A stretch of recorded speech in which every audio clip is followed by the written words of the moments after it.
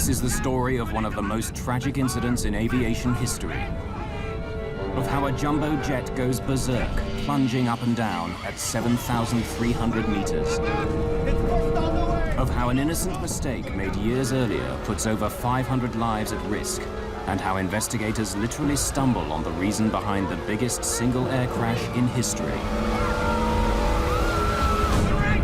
Japan Airlines Flight 123 is uncontrollable. Next. 3,000.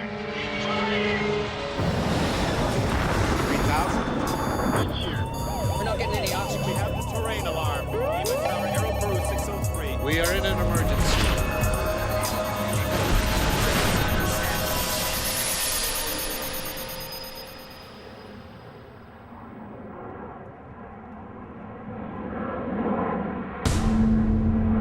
This may be the last video ever taken of Japan Airlines Flight 123. It's late summer, and millions are traveling home for a traditional Japanese holiday. Something exploded.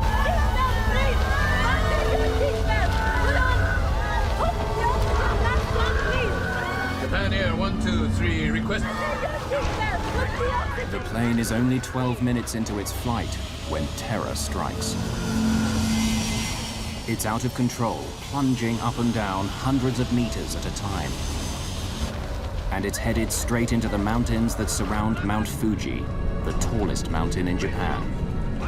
On the ground, Japan Airlines staff search frantically for the cause of the problem. In Tokyo, air traffic controllers try to guide the plane to safety, while the pilots resort to desperate measures to keep the plane aloft.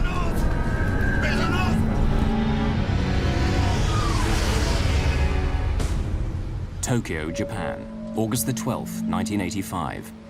In most of Japan, it's the eve of Obon, when people traditionally honor their ancestors, often returning to their place of birth for family reunions.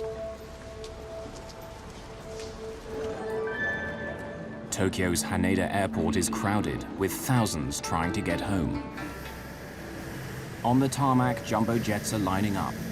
Air travel is so popular here that Japan Airlines has to use 747s even for its short internal flights. Tokyo Area Control handles all aircraft over central Japan, including those on their way to and from the city's two big airports, Haneda and Narita. It's 6 o'clock in the evening, but the rush won't be over for hours. Crowded passenger lists and busy controllers make it a typical holiday weekend. Roger, approved as you request. Cathay 456, turn right on heading 250, climb and maintain flight level 240. At Haneda Airport, Japan Airlines Flight 123 is boarding.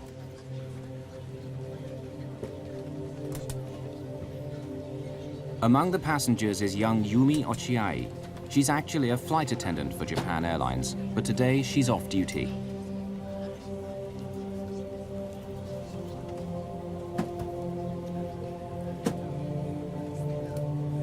Yumi takes a seat, 4 rows from the back of the plane. At 6:12 in the evening, Flight 123 takes off, heading for the industrial city of Osaka, 400 kilometers to the west. It's filled almost to capacity, 509 passengers and a crew of 15. Air 123, contact Tokyo departure. Roger, Japan Air 123. Air 1. Captain Masami Takahama is 49 years old and one of the airline's senior training captains. On this flight, he'll be handling the radio and keeping an eye on the first officer, who's sitting in the captain's seat. Yutaka Sasaki is flying the plane. He's hoping for promotion to captain. Hiroshi Fukuda, a veteran flight engineer, is the third man on the flight deck. Tokyo departure, Japan Air 123. Passing 800.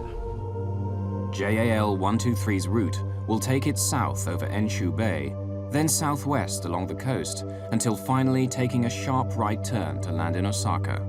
The flight will take 54 minutes. Flight 123 is leaving Tokyo behind, climbing to 7,300 meters. 12 minutes into this short flight, the plane's black box shows that all is going well. Hello, Pet. What's the problem? Someone wants to go to the restroom. Shall I let him? The plane's black box records a routine request from a passenger. He wants to use the bathroom before the seatbelt light is turned off. Careful, please. An ordinary request on a routine day.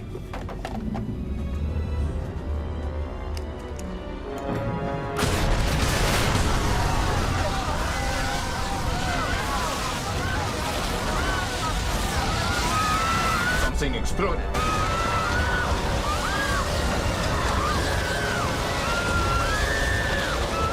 Air is rushing out of the cabin. The oxygen masks drop down automatically when the air pressure falls.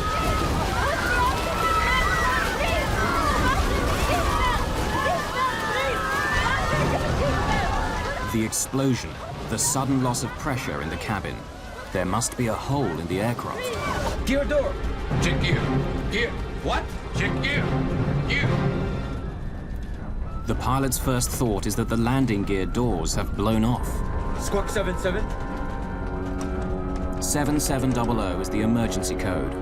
When the crew radios this code to the ground, air traffic control will know the plane is in trouble.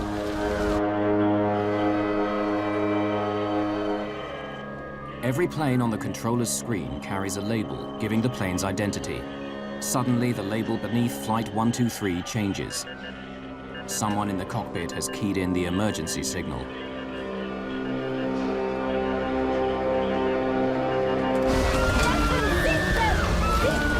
The plane's crew members are baffled. They know only that there's been a loud noise, some sort of explosion, a subsequent drop in cabin pressure, and a growing loss of control. Yet their instruments offer no clues to the mystery. Engines. All engines okay. Ominously, the pilots can't get the plane to respond. It's dropping. Right turn. Right turn. Hydraulic pressure. It's dropping. The plane's flight controls are powered by hydraulic pressure. The elevator, which makes the plane go up and down, the rudder, and ailerons, which make it turn. On a big modern jet, all these are too heavy to operate with cables and levers. Instead, they're controlled by hydraulic fluid, which flows in pipes around the aircraft. It's the lifeblood of the plane. Tokyo, Japan Air 123, request immediate. Trouble. Request return back to Haneda. Over. Roger, approved as you request. Turn right heading 090. Put the mask on securely. Put the band around your head like this. Don't bang so much. Yes. Crew members, please help out with the oxygen bottles. Prepare the oxygen bottles, please. Don't bang so much. Turn it back. It won't go back. Nothing seems to be working. All the controls are dead. They're 7,300 meters up in the air, traveling at nearly 540 kilometers an hour, and unable to control the plane. In the growing uncertainty of the situation, the pilots know they need to get down fast. Descending. The controller is puzzled. Instead of making the anticipated 180-degree turn back to the airport, the plane now veers off its course, but not towards Haneda. No. No, 123. Negative. Please confirm that you are declaring emergency. That's right? That's affirmative. Request the nature of your emergency. Hydraulic pressure on loss. On lost. No. Look. On lost. Yes. The company, please make a request to the company, please. You want to make a fuss? The crew seem paralyzed and don't radio the airline or answer the tower. The officials on the ground don't know that the plane has lost its hydraulic power, but their screens tell them it's flying erratically and is possibly out of control. Right turn, descend. Look at his altitude. Up and down, up and down. But now, on control. Put your heart into it or it'll stall. The hydraulics failure has caused a serious problem. For the last few minutes, the plane has begun flying in an alarming pattern. First, it climbs steeply, then tips over and goes into a terrifying dive of 1,200 meters, only to level off and begin to climb again. This repeats itself over and over again. The pilots cannot understand this bizarre behavior. and they are powerless to stop it.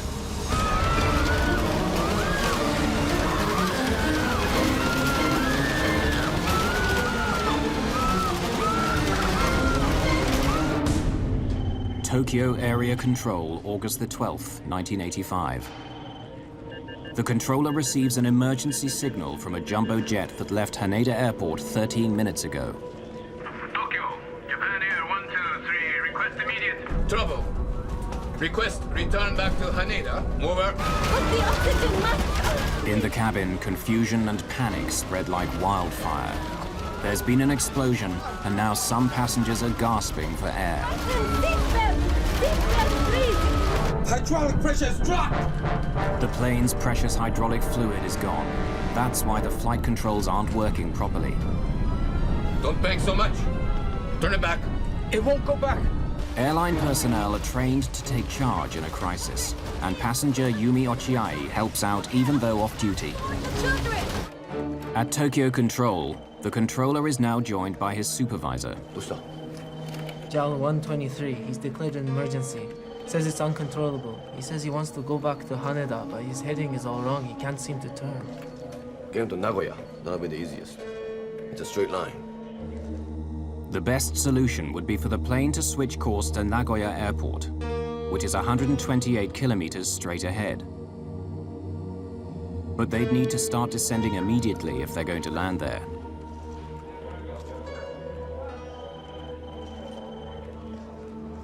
Right, your position 72 miles to Nagoya. Can you land at Nagoya? Negative. Request back to Haneda. It's a longer runway. The captain wants to try to get back to Haneda. It's a large airport and ideally suited for a jumbo 747 in an emergency. But it's in the opposite direction. If he can get it down. 123, can you descend? Roger. But the black box shows that he doesn't descend. Without control of the aircraft, they can't. In the thin atmosphere at this altitude, the passengers are finding it difficult to breathe. People without oxygen masks may soon become unconscious. The situation worsens as some of the masks at the back of the plane run out of oxygen. It's been 5 minutes since the explosion, and a flight attendant is finally able to call the cockpit with news about what's happened to the plane.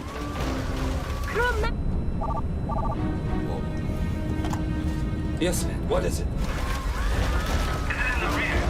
The flight attendant tells the engineer that the explosion has occurred in the rear of the plane and may have come from the baggage compartment.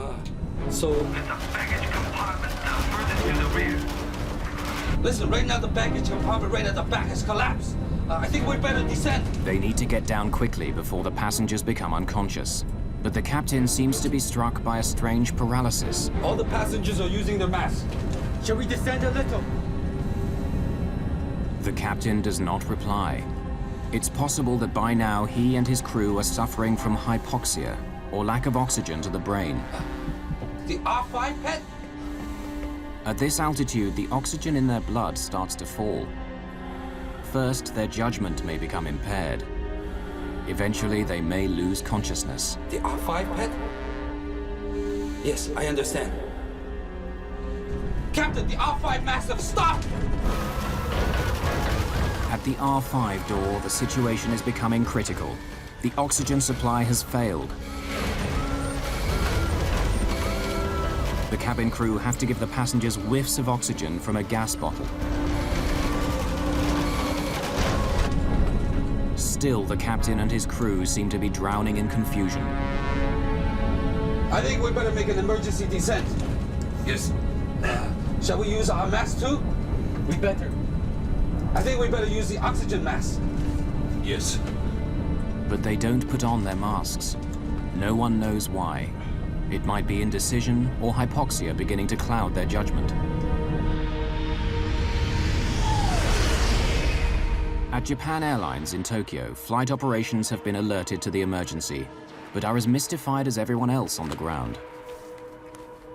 All they know is that over 500 lives are at stake. It's their job to try to diagnose the problem and come up with a solution while the plane is in the air. This is Japan Air Tokyo. Tokyo Control said they received an emergency call from you. Listen, right now the R5 door has broken. Roger. Is the captain returning to Tokyo? What? Can you return to Haneda? Just a moment. We are making an emergency descent. We'll contact you again in a little while. Keep monitoring us, please. Roger. R5 door. Could it have come off? If the door has come off, that could mean an explosive decompression of the cabin as the air rushes out. Passengers may have been sucked out kilometers above the ground. But there's a worse possibility. If the door hit the tail of the aircraft, it could have damaged it. The tail keeps the plane stable. Its rudder and elevators make the plane go up and down or side to side. If the tail is damaged, flight operations will be powerless to assist them.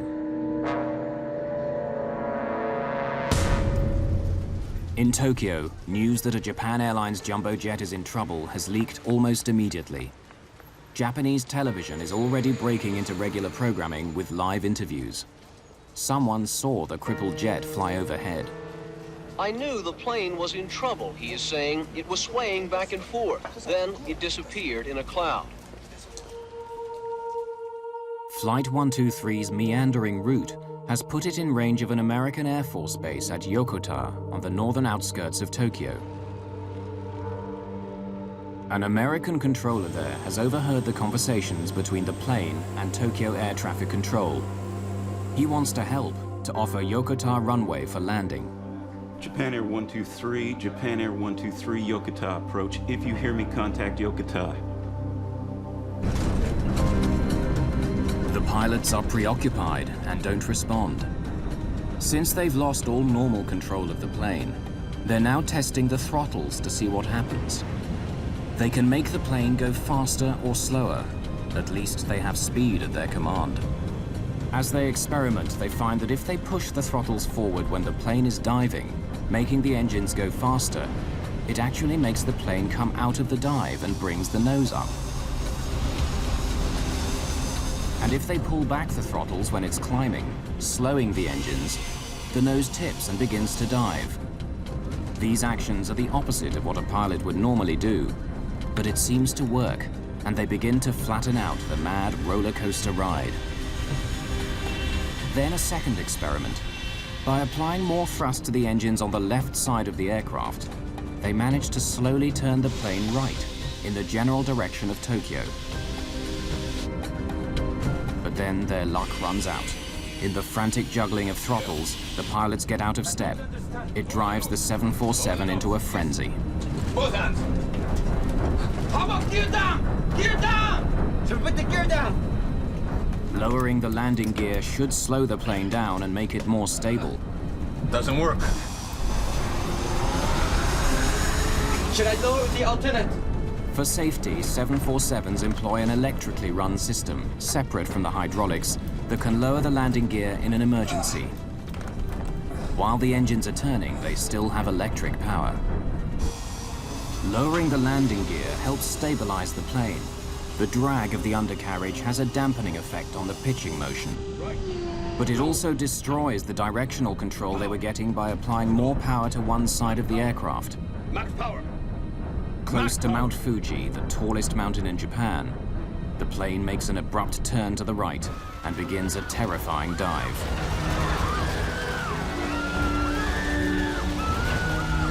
The plane is falling at 900 meters a minute, twice the normal rate of descent.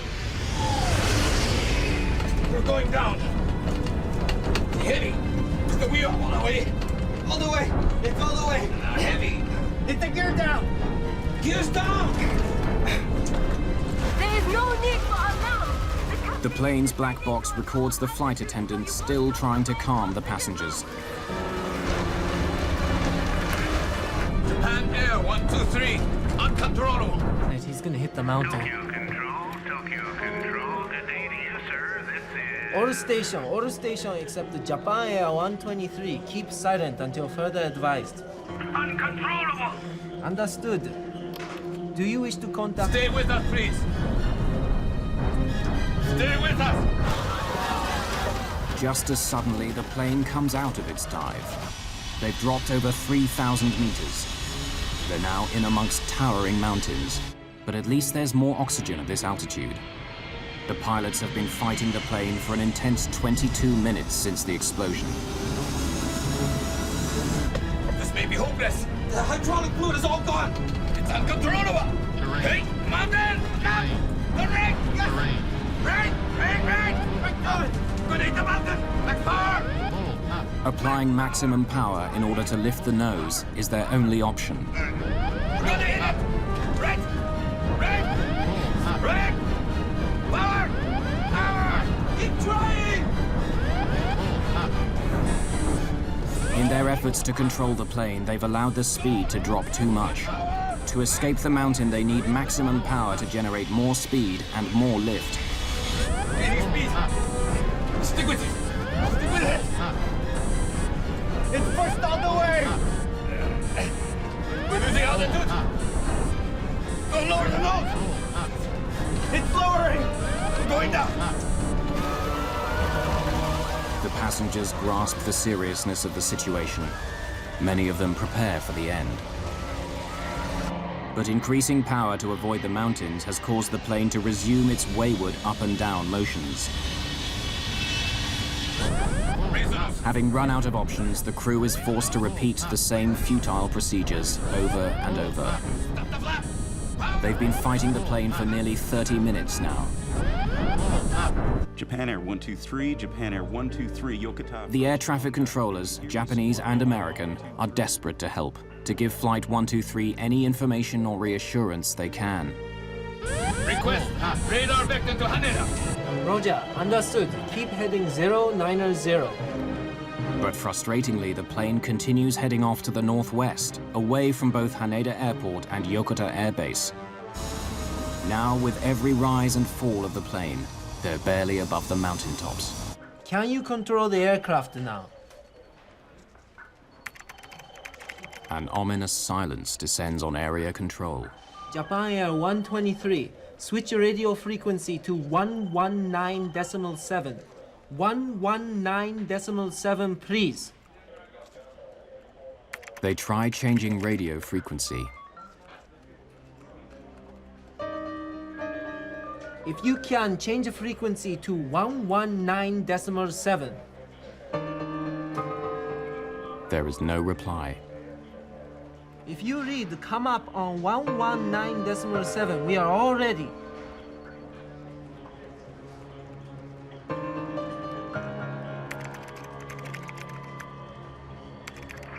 Japan Air 123, yes, we've selected 119.7. What is our position? Your position 4-5 miles northwest of Haneda. In the tensions of the moment, the controller is a bit confused and mistakes the plane's distance from Haneda. Northwest of Haneda. How many miles? Yes, that is correct. On our radar, you're 55 miles northwest. We are ready for your approach at any time. Yokota is also available for landing. Let us know your intentions. Over. At Haneda Airport, emergency services are being mobilized for the plane, wherever it can touch down. Yes, roger. They say we're 25 miles west of Kumagaya. Suddenly, the plane goes into a steep dive, the worst yet. Stop the flap! Power! Flap up! Flap up! Flap up! Power! Power! The plane is falling at 5,500 meters a minute. Raise the nose!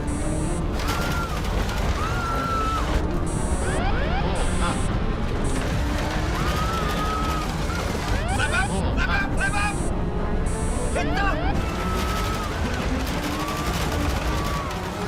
Raise the nose! Raise the nose!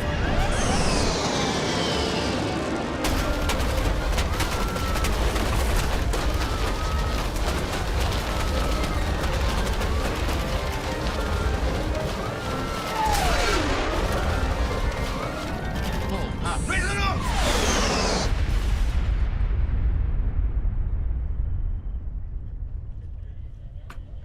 Japan Air 123. Japan Air 123. Can you hear me? Japan Air 123, Japan Air 123, do you read? Japan Air 123. Japan Air 123. Japan Air 123 is gone.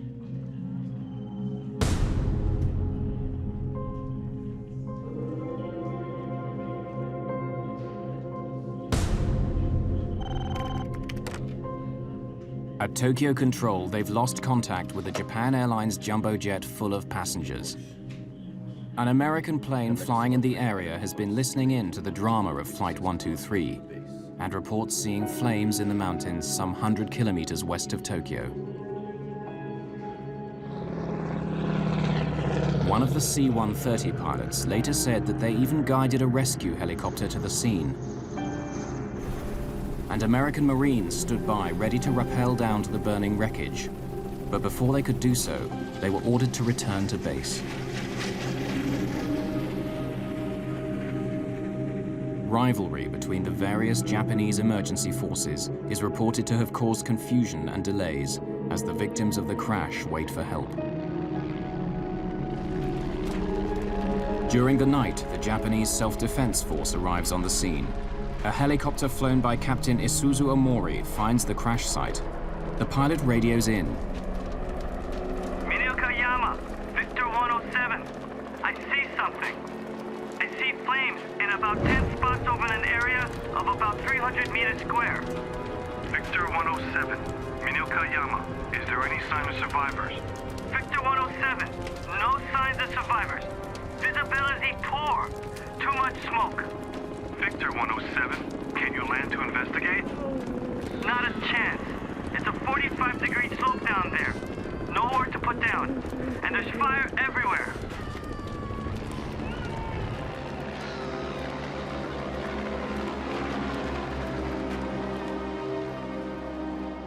Seeing no sign of survivors and unwilling to risk a landing at night, Captain Omori returns to base.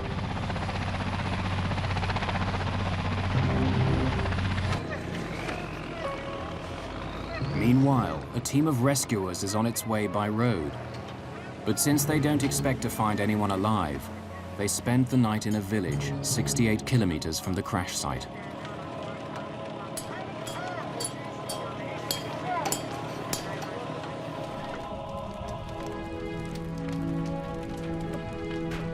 At the crash site, the passengers of Flight 123 lie dying.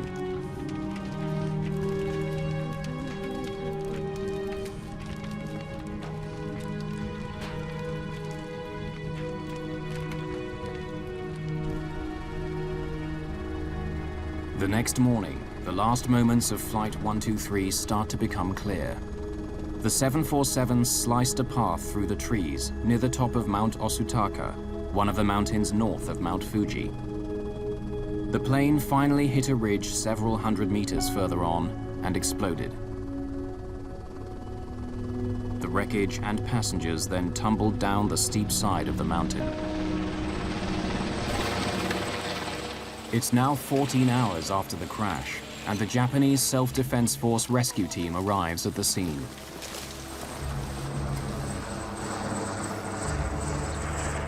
They are confronted with the worst single aircraft accident in history.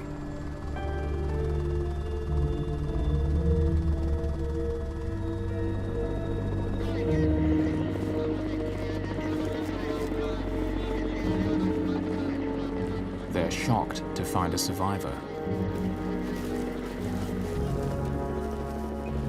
It's the off-duty flight attendant, Yumi Ochiai, still hanging on to life.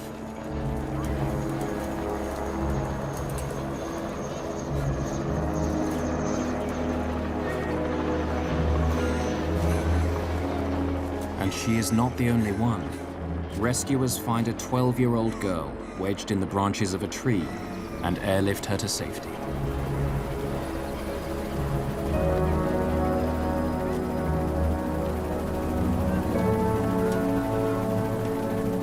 Incredibly, 2 more passengers are alive, a young mother and her 8-year-old daughter. It's nothing short of a miracle. But how have these 4 survived? The human body is believed to be able to stand a forward deceleration of up to 25 times the force of gravity. But investigators report that from the speed at which the aircraft hit the ground, those at the front of the plane experienced a sudden stop of over 100 Gs.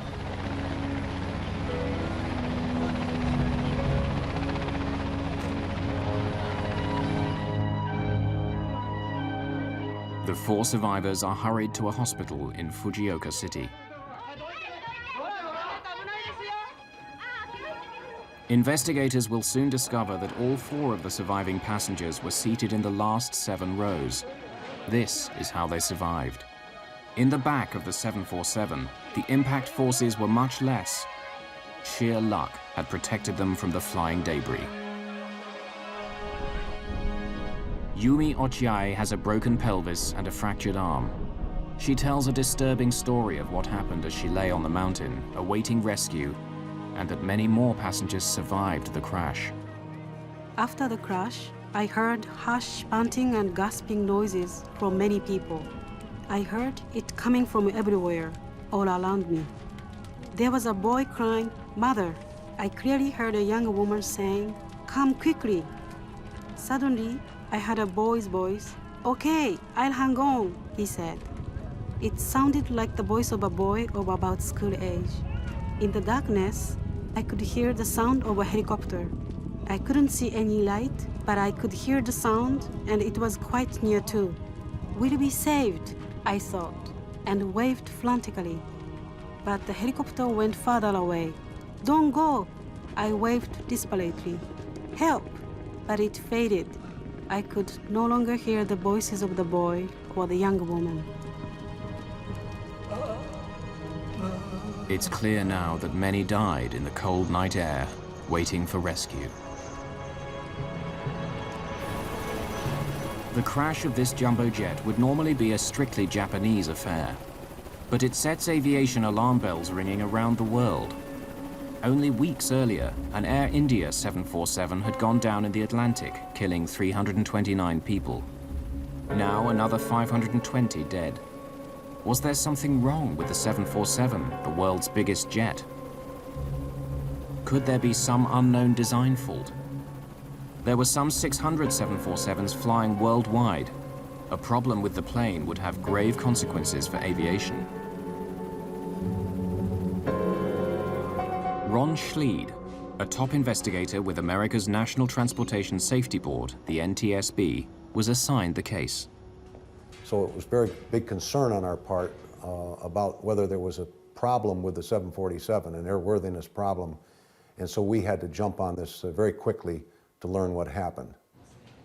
At the Washington headquarters of the NTSB, the chairman was extremely concerned of the potential consequences for world aviation.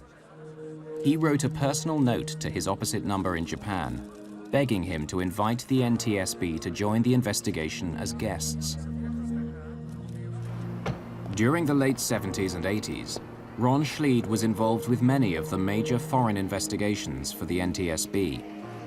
He's familiar with the sensitivities of working with foreign governments and heads to Tokyo, where he'll meet the rest of his team, representatives from Boeing, the plane's manufacturer, and an engineer from America's Federal Aviation Administration.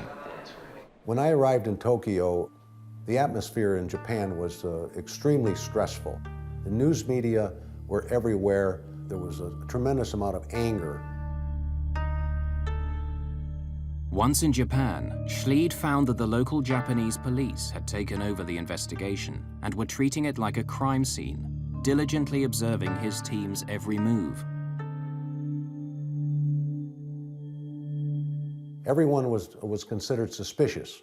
Japanese airline personnel, Boeing personnel, were considered suspicious. They weren't even allowed to go to the accident site. Schleid had to wait for 2 days before the Japanese authorities would allow him to visit the site. I was able to convince the Japanese to allow us to take Boeing people to the site with the stipulation that the Boeing people stuck very close to us, and we supervised them while they were on scene. They could not operate on their own. Schleid found that to gain access to the site, the Japanese had quickly constructed helicopter landing pads.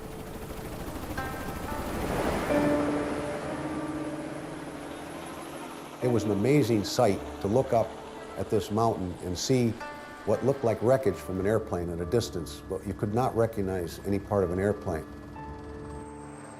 There were scores of helicopters in the air, landing and taking off every couple minutes.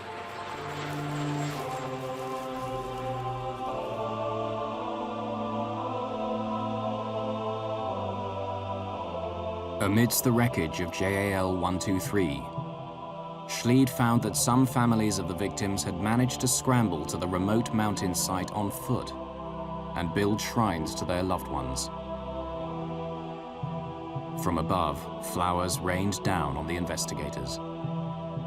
I recall these big white, I believe they were Chinook helicopters, flying over, and there were families aboard the helicopters looking at the accident site. They were quite high, and they were dropping flower petals down onto the accident site.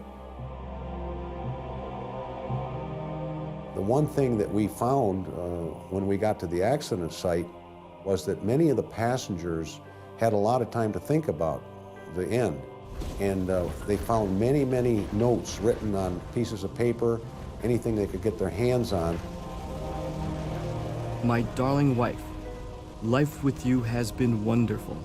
Our children have grown up to be people I am proud of. I never dreamed that the dinner we had last night would be our last together.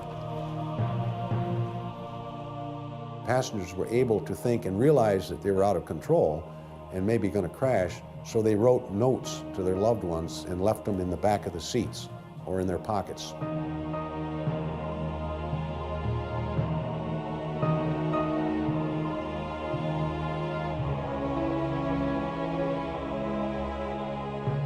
But what could have caused this disaster? Neither the heart-rending letters nor the tangled wreckage yet yield any answer to what happened to Flight 123. Still, the main thing the investigators have to go on are the words on the plane's cockpit voice recorder, those of the plane's flight engineer who had said that door R5 was broken. They believe that the door has somehow come off in flight, crashed into the tail, and damaged the plane's flying surfaces, the horizontal stabilizer, which makes the plane go up and down, the rudder, which controls side-to-side movement. But then, a piece of news that destroys that theory totally. The door had not come off. It's found by the investigators amidst the wreckage. The flight engineer was wrong. Right now the R5 door has broken! The warning light on his panel led him to believe that the door had failed in flight. But the alarm may well have been set off by a short circuit in the electrical system, caused by the ceiling collapsing in the explosion. It was not a broken door that caused Flight 123 to crash. The investigators would have to look elsewhere. Stop the flap! Power! Power! Power! Flap up! Flap up! Flap up! Flap up! It's up! Raise the nose! Raise the nose!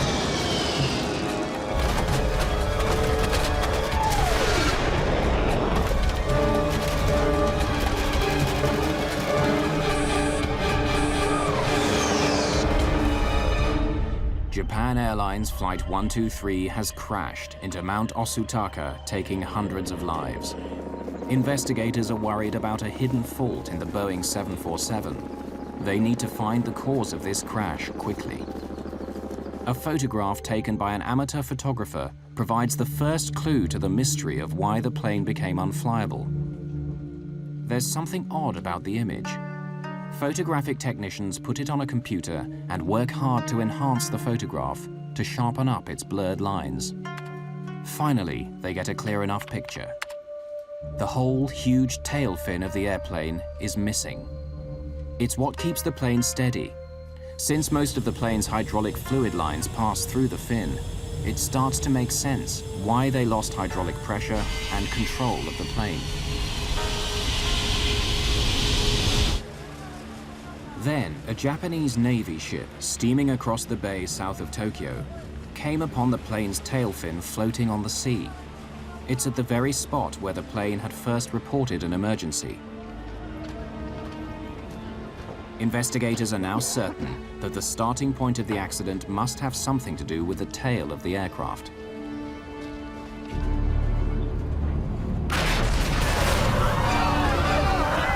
They review the known facts.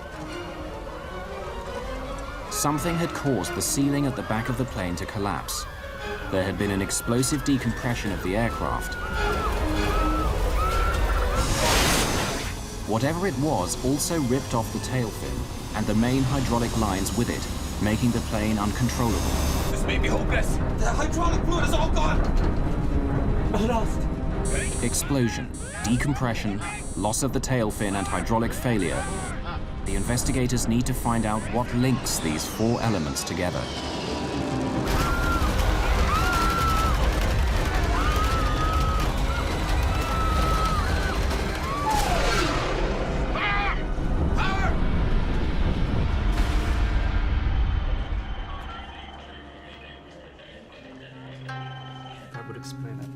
Routinely, the investigators begin by looking back into the plane's history. And they make an intriguing discovery. The plane had been in another accident 7 years earlier. The pilot landed the plane with its nose too high. The tail struck the ground and scraped along the runway. There had been a repair to the rear part of the airplane, including the rear pressured bulkhead. All modern jets, aircraft, when they climb, they have to be pressurized to keep the cabin to a reasonable level for the passengers. So let's take a 747. When the 747 is on the ground, it's actually somewhat oval-shaped. And as it climbs and pressurizes, it becomes more circular. The rear pressure bulkhead is like a huge metal umbrella lying on its side at the very back of the plane. Its purpose is to stop pressurized air escaping from the cabin out through the tail of the aircraft. It must be very, very heavy and strong because the forces are tremendous. They're over 8 psi differential, a lot of pressure. The design of 747 aft pressure bulkhead was what they call a dome. And it was designed to take the pressure with a lot less heavy metal, and it's a typical design. It's a pressure dome. 7 years earlier, Japan Airlines called in Boeing to repair the cracked bulkhead. Boeing engineers spliced a new panel into the damaged bulkhead. But at the accident site of Flight 123 in 1985, Ron Schleid stumbled across a piece of wreckage that unraveled the whole mystery. It was a piece of this new panel that had been spliced into the bulkhead. The repair had in fact not been done correctly. There was only one row of rivets holding that joint together, where there should have been 2 rows of rivets holding the joint together.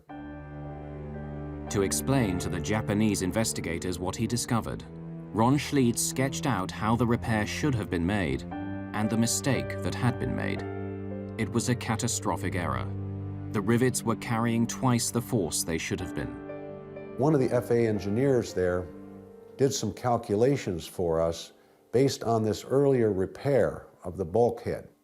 And his theory was if the repair wasn't done correctly, for example, if they had not put the rivets in properly and they only had 1 row of rivets holding the bulkhead together versus 2 as designed, that it possibly would fail prematurely. The FAA engineer calculated that the faulty repair to the bulkhead would fail after 10,000 flights.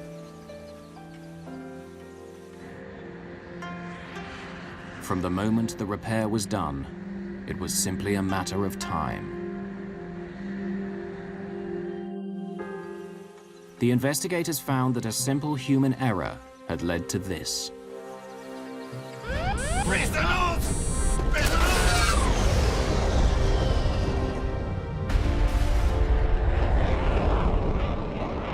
On a summer's evening in 1985, Japan Air 123 lifts off from Haneda Airport.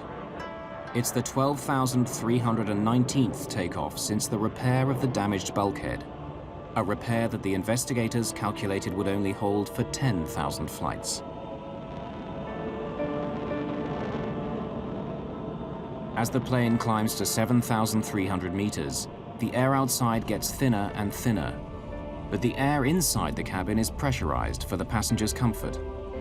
The difference of pressure between the passenger cabin on one side of the bulkhead and the unpressurized tail on the other stretches the bulkhead and its faulty repair to the breaking point. In a test which duplicated these conditions, cracks began to appear and lengthen around the rivet holes until the bulkhead snaps. In an instant, pressurized air from the cabin blows a hole in it 2 to 3 meters square, bringing down the ceiling around the rear toilets.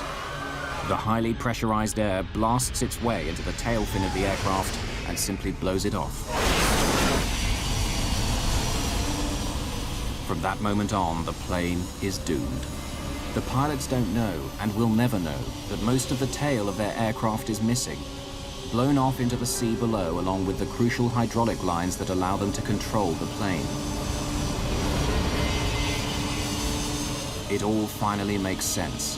Without the stabilizing influence of the tail, and with the loss of ability to control the rudder and flaps, the pilots cannot control the plane. The giant aircraft now oscillates in a terrifying motion called the fugoid cycle. As the nose drops into a shallow dive, the plane gathers speed, which generates lift. The nose rises again, and the plane begins to climb until it loses speed, tips over, and begins to fall again. The whole cycle repeats itself over and over again. Flight 123 is now plunging up and down in terrifying dives, sometimes several hundred meters at a time. It really could be considered a miracle that the pilots were able to keep the airplane flying for 30 minutes or more after having lost all the hydraulics in their flight controls.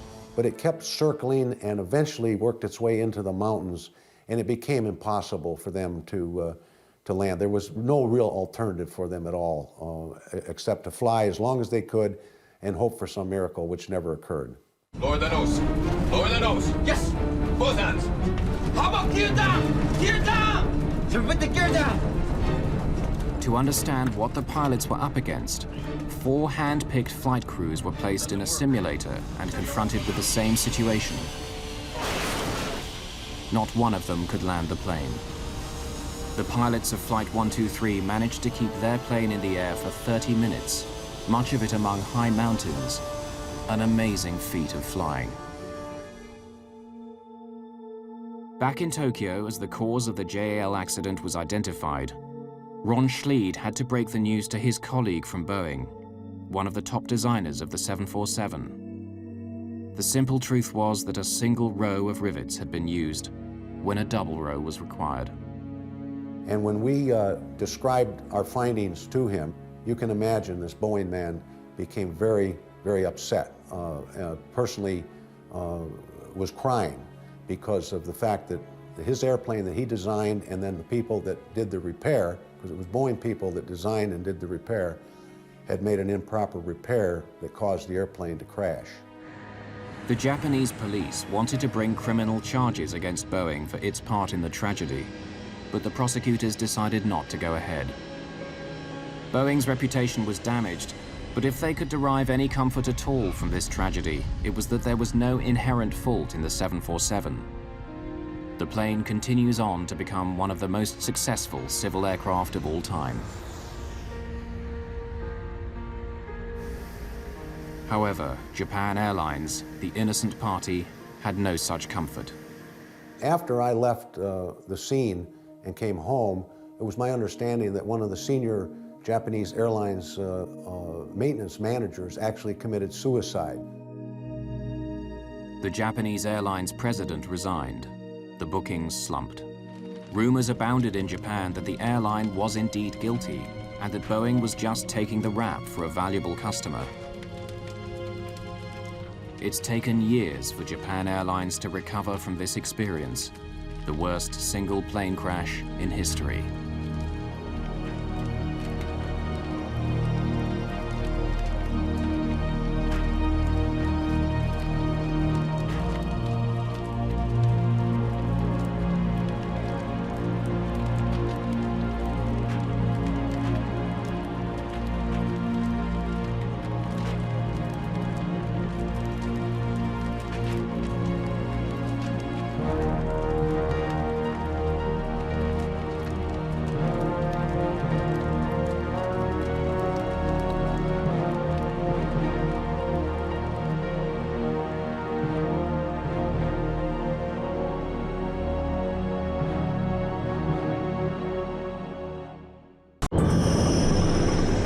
A 747 plummets towards the Pacific Ocean. People just popped up like popcorn. Engines 1, 2, and 3 have lost thrust. This airplane is totally out of control. It is going to crash. In 2 minutes, China Airlines Flight 006 drops 10 kilometers through the clouds. Airspeed 270, 280, 290. The plane begins to tear itself apart as it spirals towards the sea. And I closed my eye. I thought I was gone. Altitude 15,000 feet, 12,000 feet, 10,000 feet. Emergency, emergency.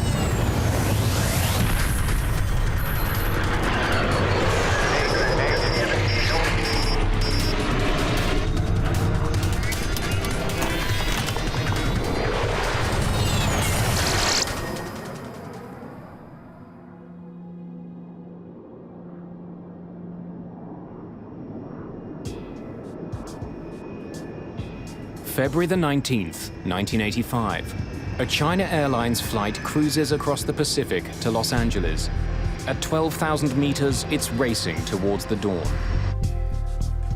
For the passengers and crew on board, it's past midnight. A two-man relief crew is in charge of the plane as it sails above the ocean on autopilot. The main crew gets several hours off in the middle of the trip, so they're rested for the landing. But Captain Mumyan Ho is restless. Good morning, gentlemen. Even though he's not officially on duty yet, Captain Ho returns to the cockpit. Thought I'd keep you company.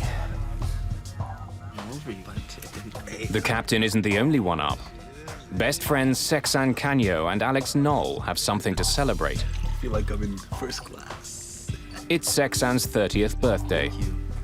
I have the longest birthday because I just gained my 12 hours back. And we've been drinking champagne, celebrating 41,000 feet in the air. You know, not too many people get to do that. Bill Peacock is in first class. He's traveled all over the world for the American government. There was nothing special. It was a routine commercial flight. I had a very nice first-class seat, sat there and read some books, went to sleep.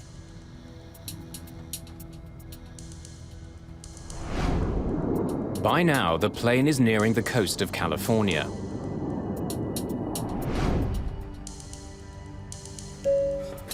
Good morning, ladies and gentlemen. We will shortly be serving you breakfast. For those of you who wish to adjust your watches, the local time in Los Angeles is now 7 a.m. Sleep well? Very well, sir. Thank you. Good morning, Captain. After their 5-hour break, the flight crew is reunited in the cockpit.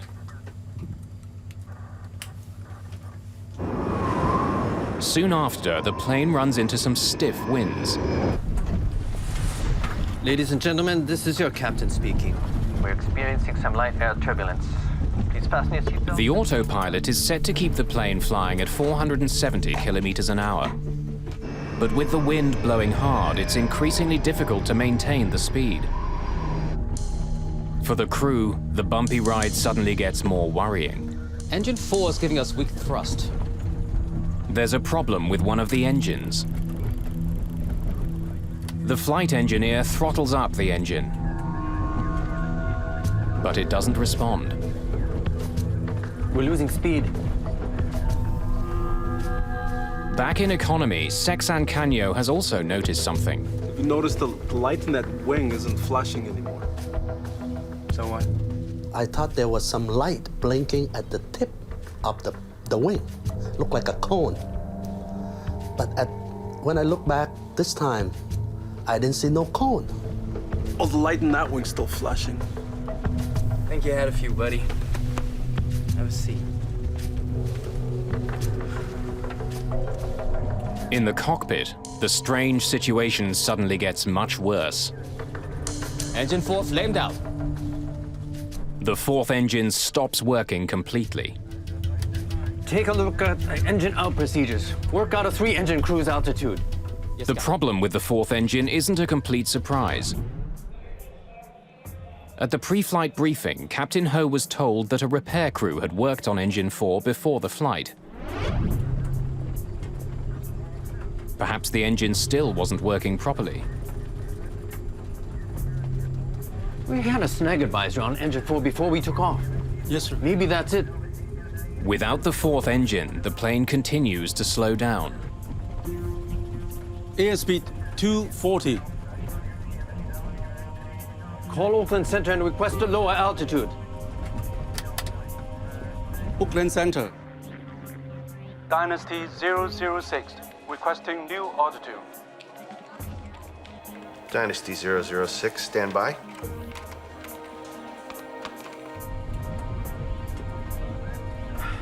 Reignite engine 4. Yes, Captain. At this altitude, there isn't much oxygen, so the chances of a successful relight are slim.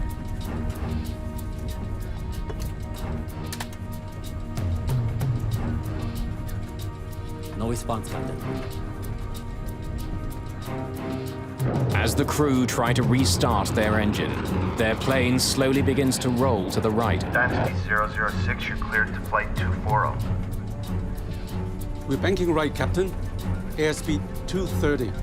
As the plane continues to turn and slow down, it's in danger of stalling. Altitude hold off. Nose down. Hoping to increase his speed, Captain Ho tries pushing the plane's nose down.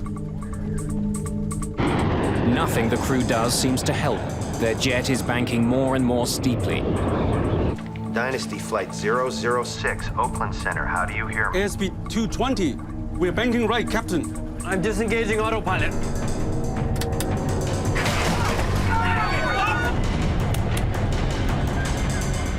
For the first time, Captain Ho takes manual control of the plane.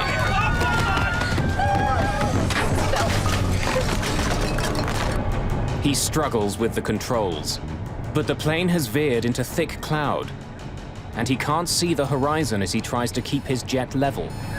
I've lost ADI. The ADIs have malfunctioned. It's going out of limits. Just minutes after their fourth engine stopped working, the China Airlines flight suddenly stalls and begins falling from the sky.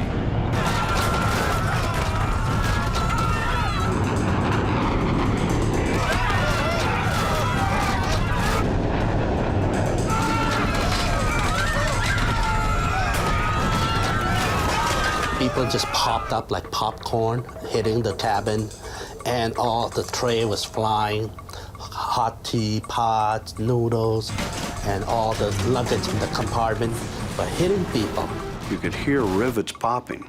It sounded like bullets were hitting the outside of the aircraft, which, you know, we're out in the middle of the ocean. Nobody's shooting at us.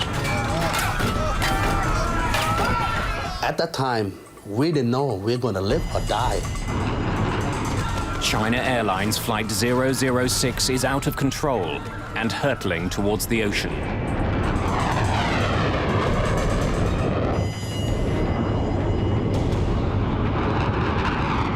A China Airlines jet is tumbling out of the sky. After losing power to one engine, the jet is spinning out of control. It's dropping fast, straight towards the Pacific Ocean.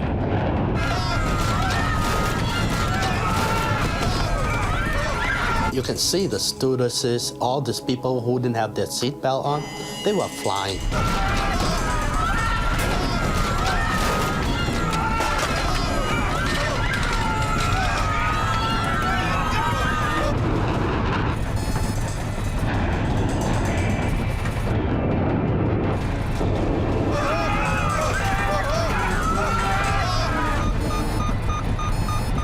Dynasty 006, Oakland Center, how do you hear me? The crew are stunned, blindsided by their jet's bizarre behavior. Engines 1, 2, and 3 have lost thrust.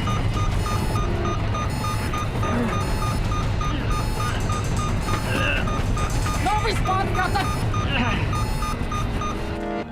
Dynasty 006, Oakland Center, how do you hear me? Airspeed 270, 280, Dynasty 006, Oakland Center, how do you hear me? Struggling against the plane's wild motion, the flight engineer tries again to restart his fourth engine.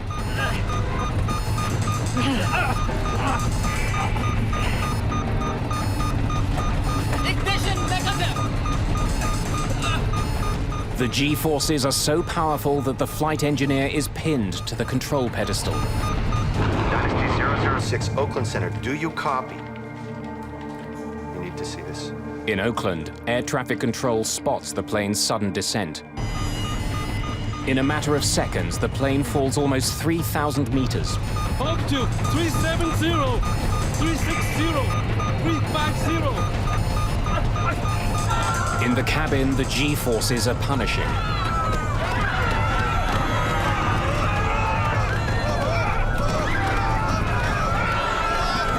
And I closed my eye. I thought I was gone. I thought the plane just blew up in the mid-air. The plane is about to exceed its maximum speed. Approaching VMO.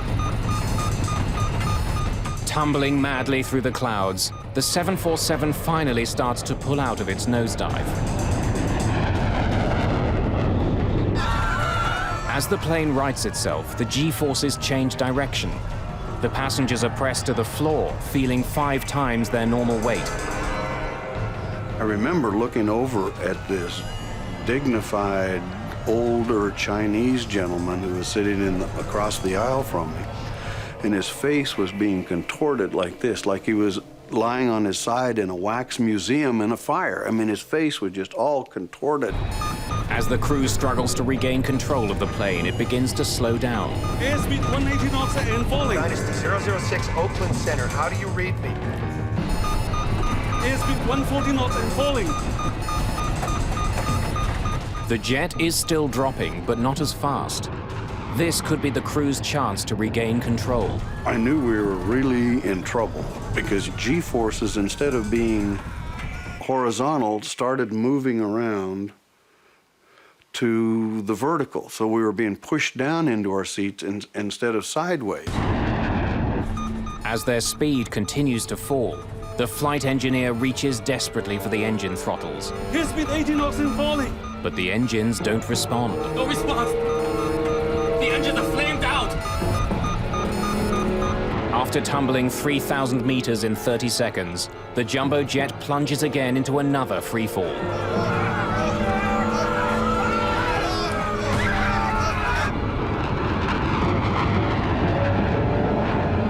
And the second time when it went down, this time it's plunge.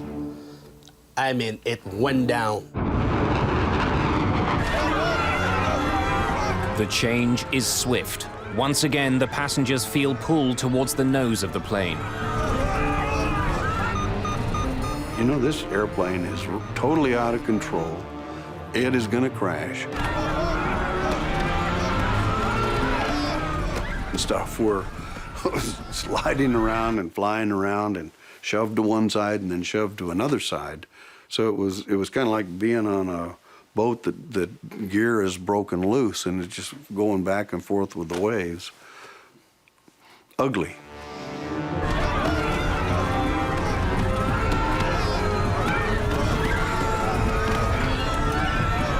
My stomach was up to my throat. You smell people urinating in their pants. I really made peace with the Lord. And I said, to myself, I said, I've really had a wonderful life. If this is the end, I'm ready to do it. Up to 250. Airspeed 290. As the plane spins towards the ocean, the airspeed increases rapidly.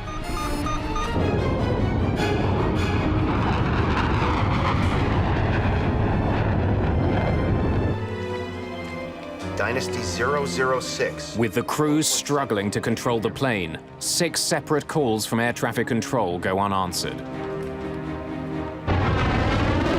The stress of the dive tears the landing gear doors off the plane. In less than a minute, the plane drops 6 kilometers. Hold on! Let's link arms! He said, I love you, man. I told him I love you, man. And we said goodbye to our wife. And he said something about his belonging. He gave all his belonging to his wife. And that's when we just start pushing our chair back together. Altitude, 15,000 feet.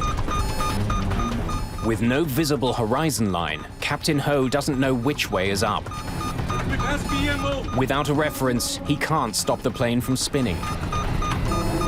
Emergency! Emergency!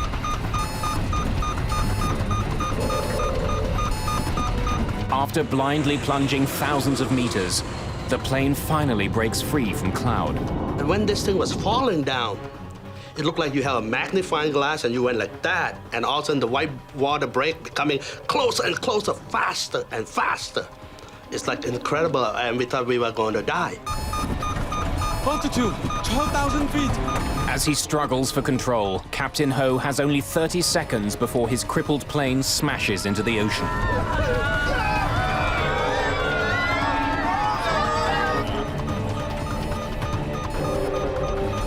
I can see the horizon. Altitude, 10,000 feet. For the first time since beginning his harrowing descent, the captain can now use the horizon line as a reference in leveling the plane. As he tries to pull the plane out of its dive, the passengers pay the price. Their bodies are forced into their seats, battered by another dramatic change in direction. You know, the G-force was so strong, and I weighed 200 pounds, so my weight was almost 1,200 pounds. It's a race against time, and the plane starts to win. ADI is coming back. As the plane finally begins to level, the attitude indicators return to normal. ADI's coming in. More importantly, as mysteriously as the incident began, 3 of the plane's engines regain power. Engines 1, 2, and 3 are coming back. Engine 4 still negative. Reignite engine 4. Yes, Captain.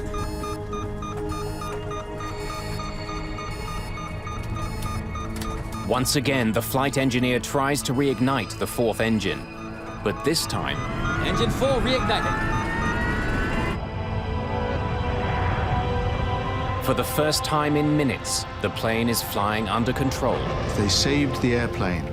They pulled the airplane out of this acrobatic maneuver at an altitude of 9,500 feet.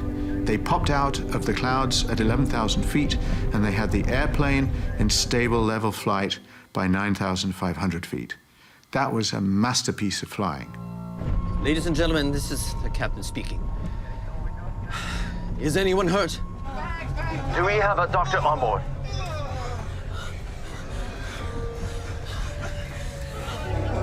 There's a gentleman sitting behind me, all splattered with blood from hitting the compartment. So we kept flying, and next thing I knew that the whole plane was quiet, real quiet. Nobody talked very much. If they talk, we're whispering, because we don't know, we still don't know we're gonna live or die. Dynasty 006 fell off my screen, but she's back now. A new controller, Brian Campbell, has taken over control of Dynasty 006. Dynasty 006, Oakland Center, do you hear me? Can you fly the plane? 006, we are flamed out. We are... Emergency. We are 9,000. 9,000. Roger, roger. We have radar contact. Oakland Center, Dynasty 006, we can control the aircraft. Roger, roger. Less than 10 minutes after the start of their problems, everything seems normal again. Request radar vectors to return to course. There really is nothing I can do to assist. He's the pilot, he's flying the airplane. I'm going to give him a safe altitude to descend to. I'm giving him a destination. It appeared to me that he was well in control of his aircraft. Dynasty 006, Oakland Center. Are you declaring an emergency? Do you want to divert to San Francisco? Negative, Oakland Center. Condition normal now. We will continue to Los Angeles. Air traffic control clears the plane to climb to 10,500 meters. But a new problem soon arises. Roger, Oakland Center. Captain, our landing gear is down and walk. Can you bring them up? Negative. The hydraulic fluid in System 1 is empty. For some reason, the plane's landing gear is down.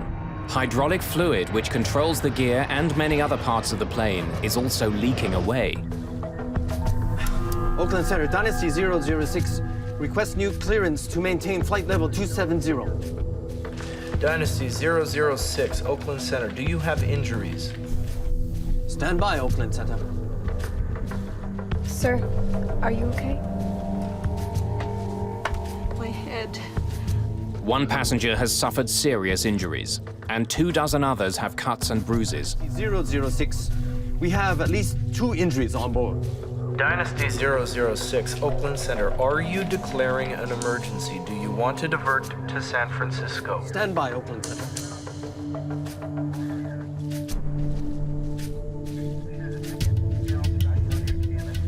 Oakland Center, Dynasty 006. We're declaring an emergency. We request a direct route To San Francisco.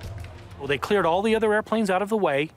They gave him clear runway, so nobody was waiting. Didn't have to wait for anybody else. He went straight in for a landing. Dynasty 006, Oakland Center. You are now cleared. You are free to descend at pilot's discretion. Captain Ho not only has injuries on board, the plane itself has been severely damaged. His rear elevators, which help control the altitude of the plane, don't seem to be working. Without them, landing his jet safely will be extremely difficult. The problem is, it's a very big airplane and it responds very, very slowly, and you just might not do it before you run out of air. You might hit the ocean. What you need is a very cool head. Captain Ho must now land using varying amounts of engine thrust. After pulling the plane out of its terrifying dive, if he makes one mistake, Flight 006 could still end in disaster.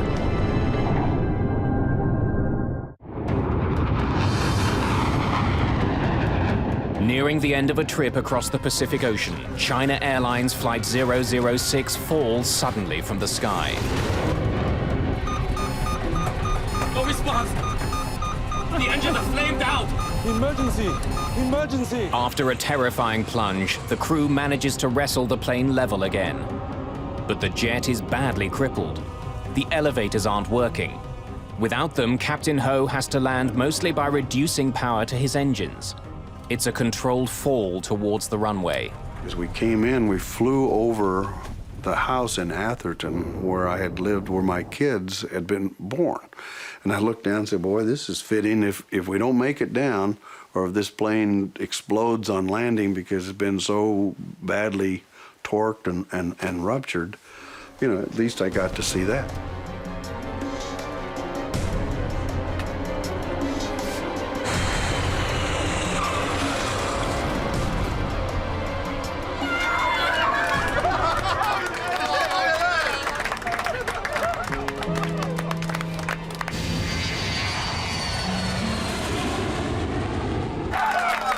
He made one of the best landings I've ever seen. I mean, it was just perfect touchdown.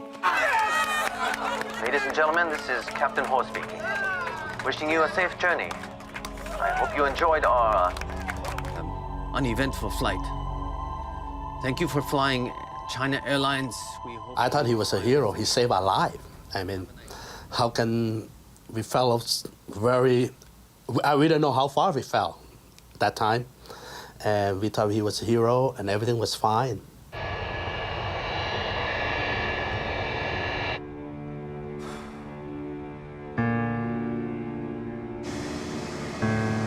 On the ground, the full extent of the damage to the plane can be seen.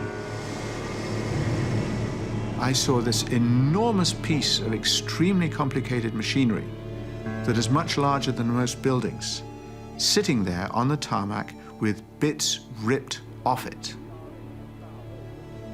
Parts of the entire tailplane at the end were ripped off, as though a tornado had come through or a crane had been in and ripped pieces out of it. It was a very sobering experience.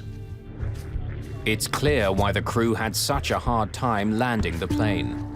Enormous chunks of the tail are missing, either torn off by the stress of the dive or crushed when the landing gear doors broke loose.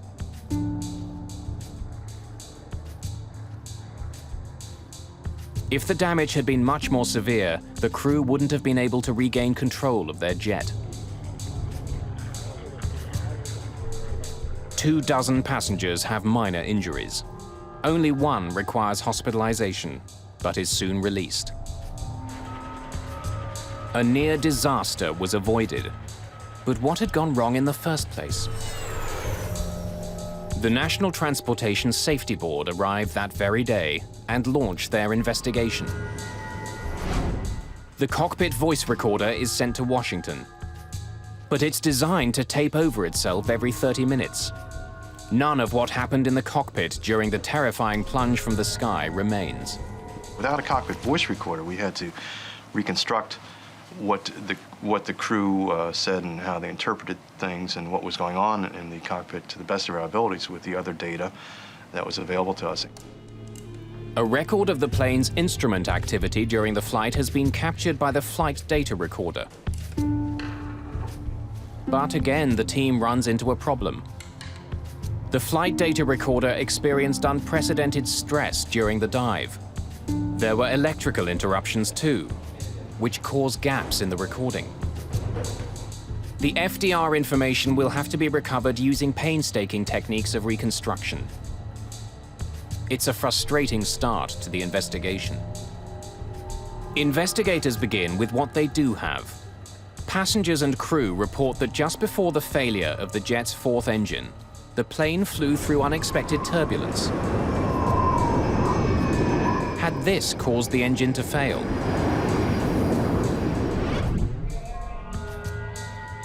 Satellite weather maps reveal that there was indeed heavy air turbulence over the Pacific. But it wasn't severe enough to cause engine failure. The jet's 4 engines are tested and studied.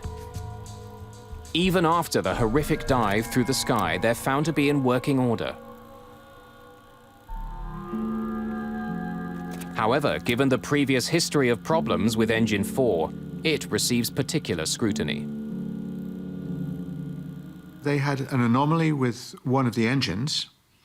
They believed that the engine had flamed out or that there was something seriously wrong with the engine. The wear on a small throttle valve trimmer is measured. It's worn down by only 4/1000th of an inch, but that's enough to restrict the fuel flow to Engine 4. Engine 4 is giving us good thrust. Investigators determined that at 12,000 meters, Engine 4 did indeed deliver weaker than normal thrust. It's known as a hung engine. The aircraft logbook reveals that Engine 4 had been written up on 2 previous occasions just the week before. Perhaps the engine wasn't properly fixed, which led to the China Airlines mishap. The NTSB decided to dig deeper into the history of maintenance on Engine 4. We had a snag advisor on Engine 4 before we took off. Yes, sir. Maybe that's it. But after weeks of investigation, the NTSB concludes that the engine didn't need to be replaced. All the repairs were done according to the book. A faulty engine was not the cause of the accident. And even with the loss of one engine, the plane shouldn't have been in immediate danger. Engine 4 flamed out. A 747 is designed to fly on only 3 engines. The loss of thrust on a 4-engine airplane is a minor event. It's an event, you have to take care of it, but the airplane is easily retrimmed and the airplane will fly on 3 engines with no difficulty. We're banking right, Captain. Airspeed 230. The airplane is perfectly capable of flying. It's not as efficient because it's got this big, round, drag-producing device out there, not producing any thrust. But given that it's not going to get quite so many miles per gallon, otherwise it's perfectly flyable. Take a look at engine out procedures. Work out a 3-engine cruise altitude. Yes, Captain. There are standard procedures to follow in the case of an engine failure, but the crew of the China Airlines flight hadn't followed them. They tried to reignite the engine immediately instead of descending. Reignite engine 4. Yes, Captain. They attempted to restart much too high. You are supposed to attempt to restart an engine only below 30,000 feet. They were at 41,000. What is a little curious to me is why they didn't use the normal relight procedure. They were starting to try to relight the engine at altitude, and that would likely not relight. No response, Captain. It's a mistake, but it shouldn't have led to the plane spiraling out of control. So how had a manageable problem turned into a near disaster? I've lost ADI. The ADIs have malfunctioned. It's going out of limits. To get more information on what was happening in the cockpit, investigators interview the flight crew. I heard the captain report the ADI was lost. And then I saw the standby ADI was also going out of limits. The crew tell investigators that their ADIs, which measure how level the plane is, weren't working. They could have said, this can't possibly be right. And looking at their indicators, can't possibly be right, and therefore they must have failed. The attitude indicator had indicated a position so implausible that it looked like it had to be a failed instrument. This couldn't be what the plane was really doing. But in fact, when the ADIs are studied by the NTSB, they're all found to be perfectly normal.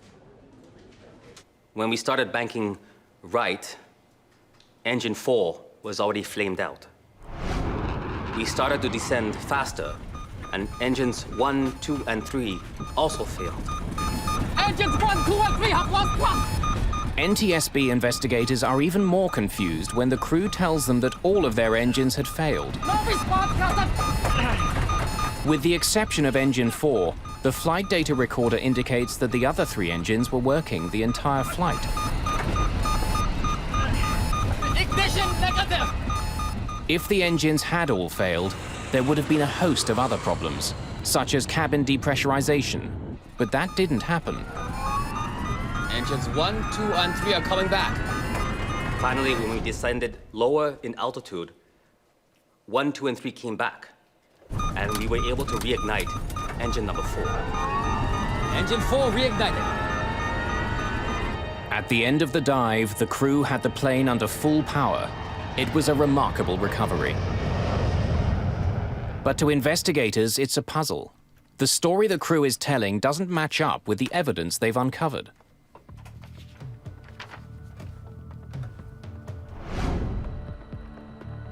After months of investigation, the NTSB team slowly pieced together a reenactment of the plane's near catastrophe over the Pacific. It includes information from the reconstructed flight recorder, personal interviews, and the air traffic control transcript. When the work is complete, there's only one conclusion. Apart from a problem with a small valve, there was nothing wrong with the 747 before it plunged from the sky. In fact, it was the crew that made a series of fateful decisions that almost crashed the plane.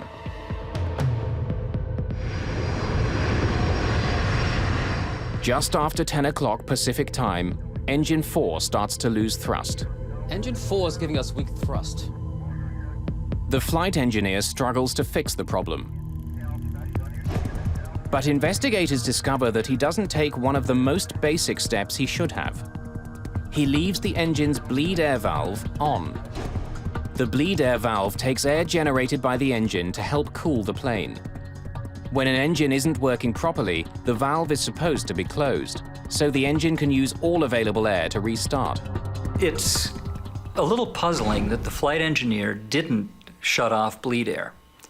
And in my mind, the most likely reason for it is that he didn't expect to be told to restart the engine at 41,000 feet.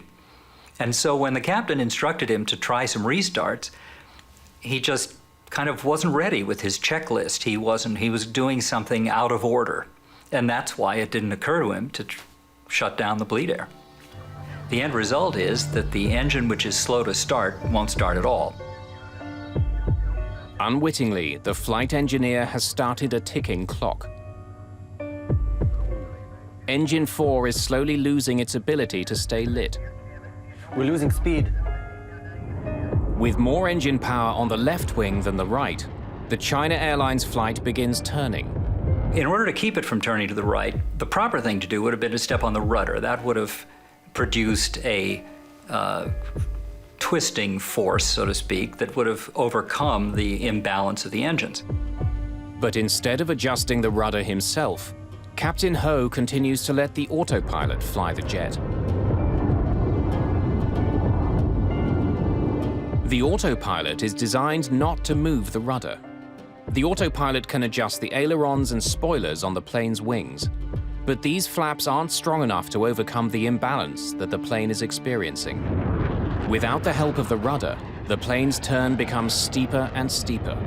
Now, it's possible that he'd forgotten that the autopilot didn't use the rudder. He may have been assuming all along that the autopilot was just flying the airplane the way a human being would have, which it wasn't. Engine 4 flamed out. Investigators discover that after losing power to his fourth engine, Captain Ho continues to leave the autopilot on. He doesn't take complete control of the plane. He doesn't adjust the plane's rudder with his left foot. Airspeed 240. He didn't use the rudder to compensate for the lack of thrust on the right outboard engine. The airplane started to lose speed, and one thing led to another, and in the end, it was really that little error of airmanship, the failure to step on that left rudder pedal, that triggered everything else. Reignite engine 4. Yes, Captain. Rather than taking control of flying the plane, Captain Ho's attention seems to be focused on his engine problem, something that his flight engineer could handle on his own. No response, Captain. It's really critical that attention be paid to flying the airplane. But it's happened over and over again in aviation that the crew gets focused on a problem with a system, in this case an engine, but it could have been a light bulb, it could have been any other malfunction. And if everybody's focused on that and nobody is flying, then they're not prepared for what's happening to the airplane. The plane enters a critical moment. It's about to flip on its side and enter a nosedive. The NTSB believes that the captain was concentrating on his airspeed indicator, but seemingly fails to notice the instrument directly beside it, his attitude indicator. This instrument would have warned him that his plane was starting to roll alarmingly to the right. They concentrated on one part of the phenomenon and lost the full picture. And as they lost the full picture, they lost apparently a very important part of any instrument flying, which is the scan. You look at all of the primary instruments, one after the other, and whatever is going on, you look at them all constantly. During the plane's nosedive, it flies through thick cloud. With no visual horizon as a reference, the flight crew must trust their instruments to level the plane. I've lost ADI. Instead, what investigators believe happened is that the crew became spatially disoriented. They decided that their instruments were failing. They simply didn't believe what they were seeing, and they thought they had lost their attitude instruments. They hadn't lost their attitude instruments. The airplane was, in fact, embarking on an aerobatic maneuver. The most probable reason for all three crew members believing something so unlikely as that all attitude indicators could malfunction in the same way at the same time is that the way in which they malfunctioned was so unexpected and strange that it didn't seem to correspond to any possible thing that the airplane could be doing. The airplane had in fact rolled over on its back and gone into a vertical dive, and that's something that Boeing 747s don't typically do. As the plane begins tumbling towards the ocean, another critical lapse in judgment occurs. The standby ADI was also going out of limits. I tried to restart. During interviews, the flight engineer told the NTSB that all 3 of the plane's working engines failed. We started to descend faster, and engines 1, 2, and 3 also failed. But the flight data recorder shows that, in fact, they were still working. In the heat of the crisis, the engineer had made an enormous mistake. Engines 1, 2, and 3 have lost thrust. The investigation reveals that as the plane fell, the thrust in each engine was indeed reduced dramatically. But the cause wasn't engine trouble. The engine throttles had been lowered to idle in an attempt to slow the furious fall of the jet. It was something the engineer missed in the chaos of the dive. You can understand why the flight engineer might have been confused about this situation if he had not seen the captain pull the power to idle on the engines. He would reasonably assume that the fact that they went to idle was a problem rather than intentional. Investigators also believe that they know why the engines didn't give the crew more power when the engineer tried to throttle them up. The cold temperatures at 9,000 meters would stop them from responding quickly. No response, Captain! But in the heat of the moment, the engineer could have taken their slow response as another indication that they failed. The NTSB discovers that indeed gauges in the generator panel behind the engineer showed that the 3 engines were still firing. Ignition negative! But the gravitational force became so powerful, the engineer couldn't look back.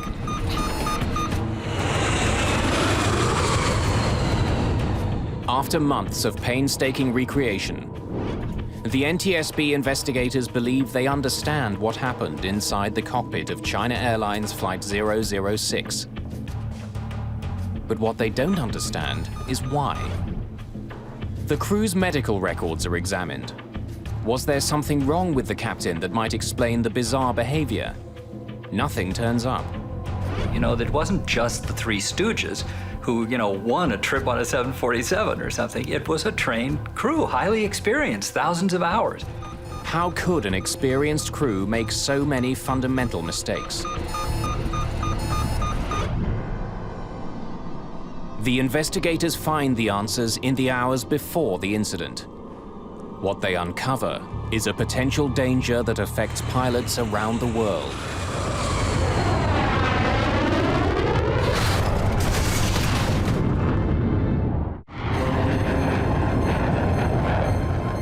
In 1985, a series of small pilot errors lead to a terrifying plunge from the sky.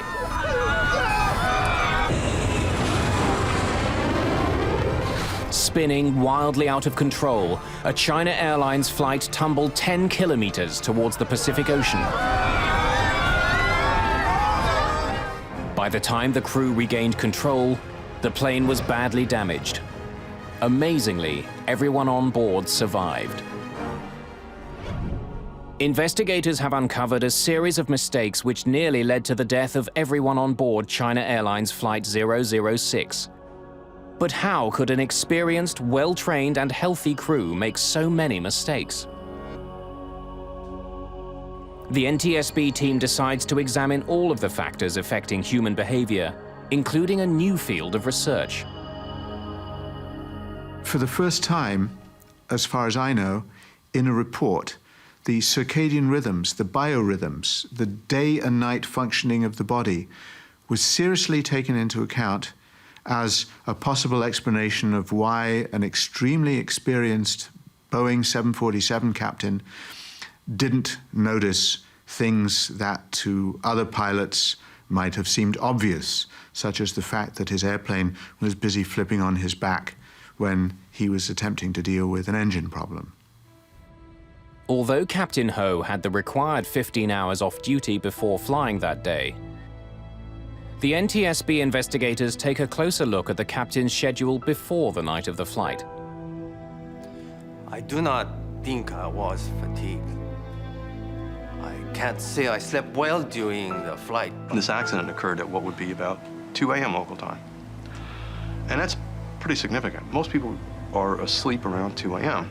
So this incident occurred at a point in his what are called circadian rhythms in his body clock, where he would be at his deepest sleep.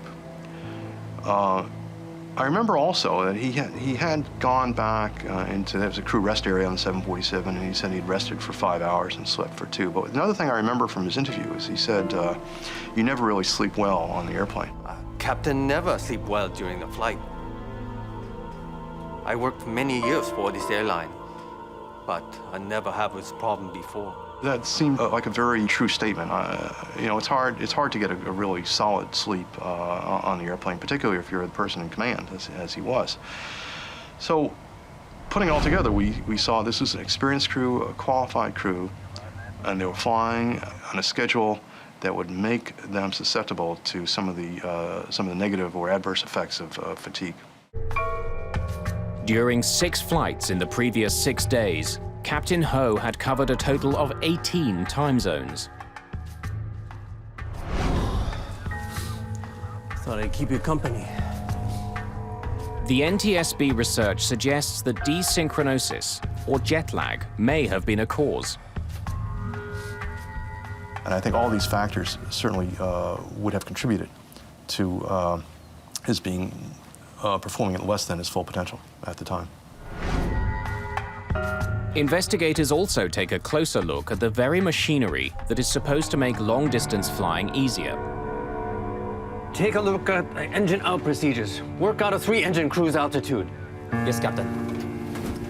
We have people in the front of airplanes because we believe that in circumstances which nobody has foreseen, the human being in the front of the airplane can react creatively, can solve a problem that nobody has thought about before in real time.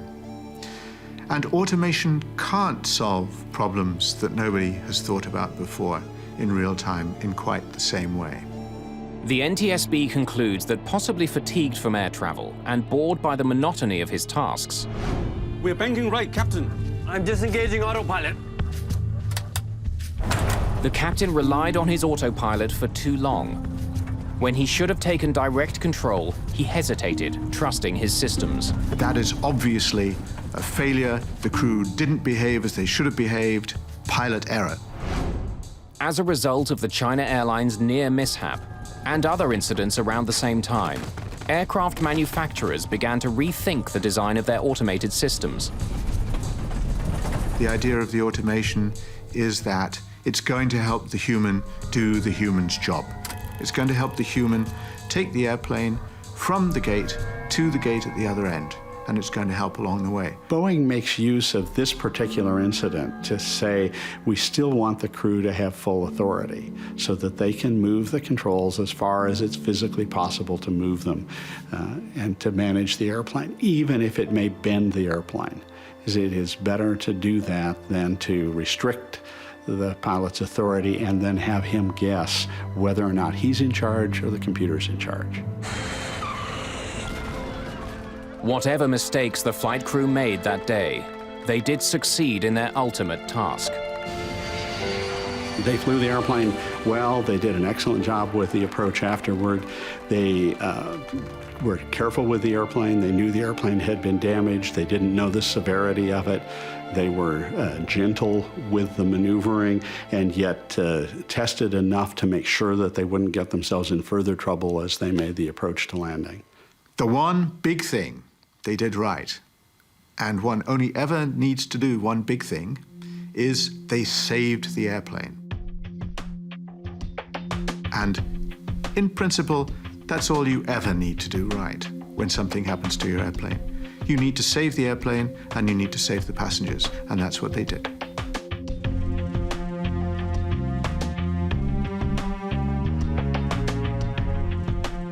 How can you forget something like that? That I survived through that. So it's hard for me to forget that I was lucky and it wasn't my time yet.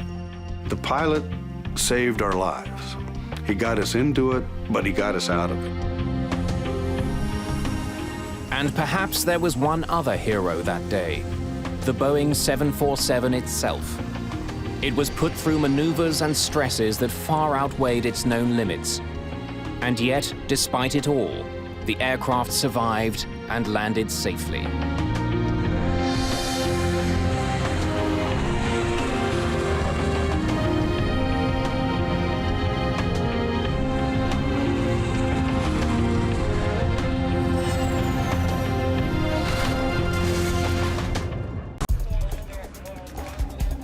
Where's Adam direct to?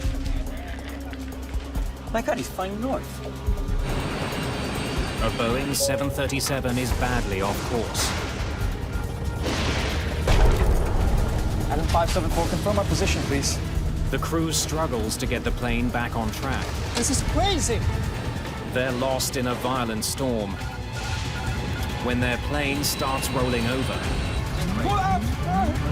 Pull up! The lives of 102 people are at risk. Adam 574, Yujong control. Then mysteriously, Adam Air Flight 574 disappears without a trace.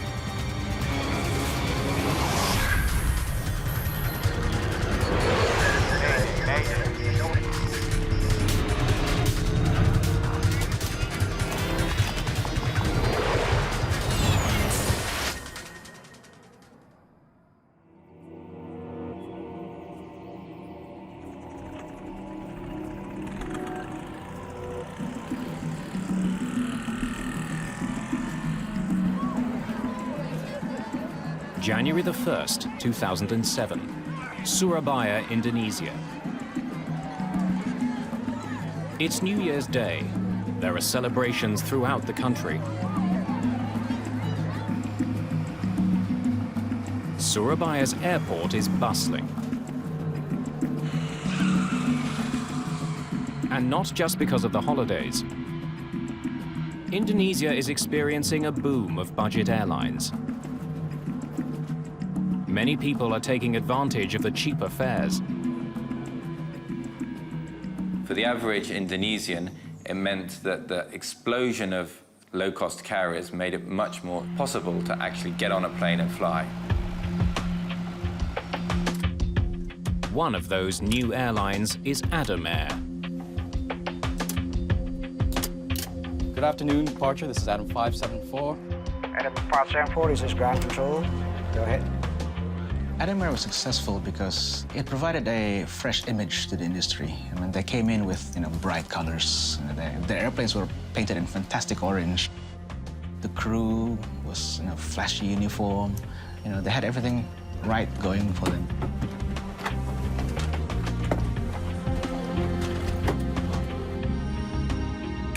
Captain Refri Widodo has been flying with Adam Air for 6 months.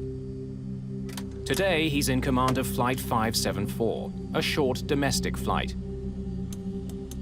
His co-pilot, Yoga Susanto, has been with the airline for almost a year and a half. Before the discount travel boom, many passengers wouldn't have been able to afford this flight. More and more people were able to fly, could afford the tickets, and they didn't care too much about the services offered simply because they just were intent on getting from point A to point B as cheaply as possible.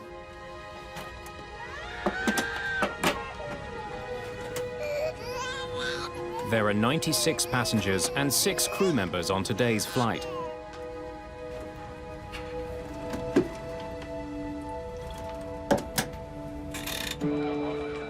Controllers at the airport are busy juggling planes. Okay, the 574 is clear for takeoff. 80 knots. Check. V1. Rotate.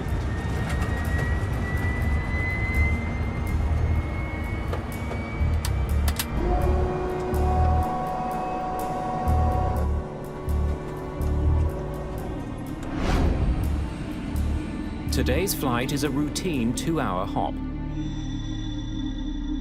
From Surabaya on the island of Java to Manado on the island of Sulawesi, almost 1,700 kilometers northeast. It's the beginning of the rainy season. Weather is unpredictable. Forecasters are expecting fierce storms. Captain Widodo is aware that there may be bad weather ahead. Turn right direct to Fando and climb to flight level 330. Roger, turn right direct to Fando and climb to flight level 330, Adam 574. Minutes after takeoff, the crew turns on the autopilot. The flight computer will fly the plane and navigate it along a pre-planned route to Manado.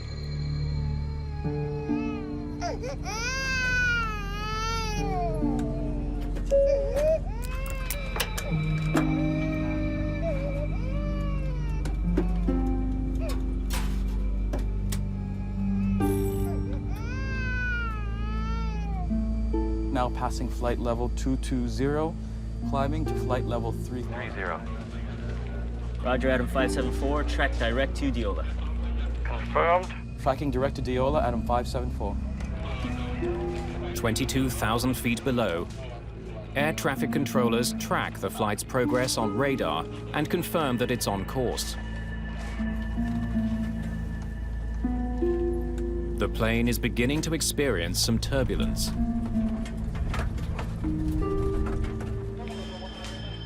Less than half an hour into the flight, air traffic controllers notice something out of the ordinary. Where's Adam direct to? My God, he's flying north. Flight 574 has flown off course and is now heading into a violent storm. Air traffic controllers don't know why. Yes. On board the plane, the pilots try to understand how far they have drifted off course. The IRS. 28 is the difference. And try to fix the problem with the computerized system that handles navigation.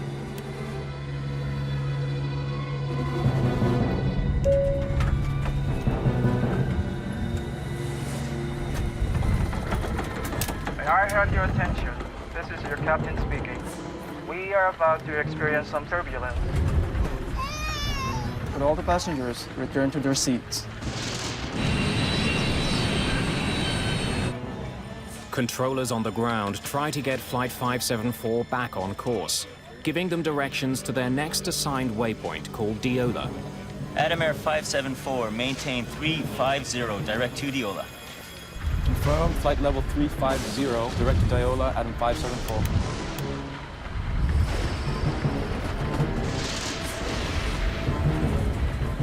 But to get there, Flight 574 must pass through a severe storm.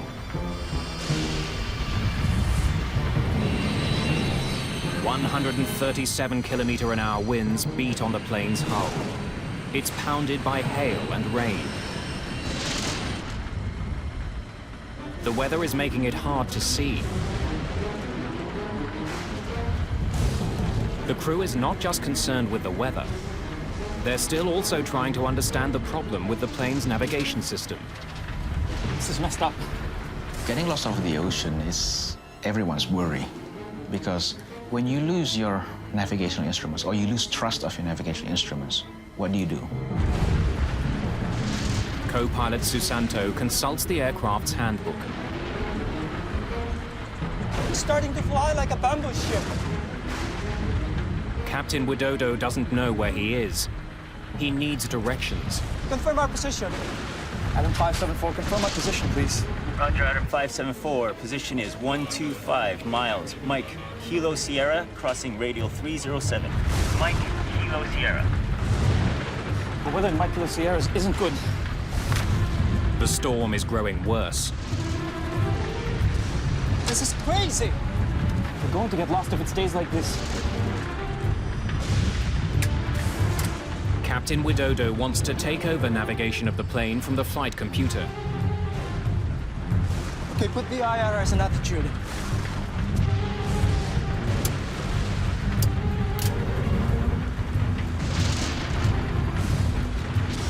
But suddenly, a warning. The autopilot has disengaged completely. Then many of Susanto's computerized instruments go blank.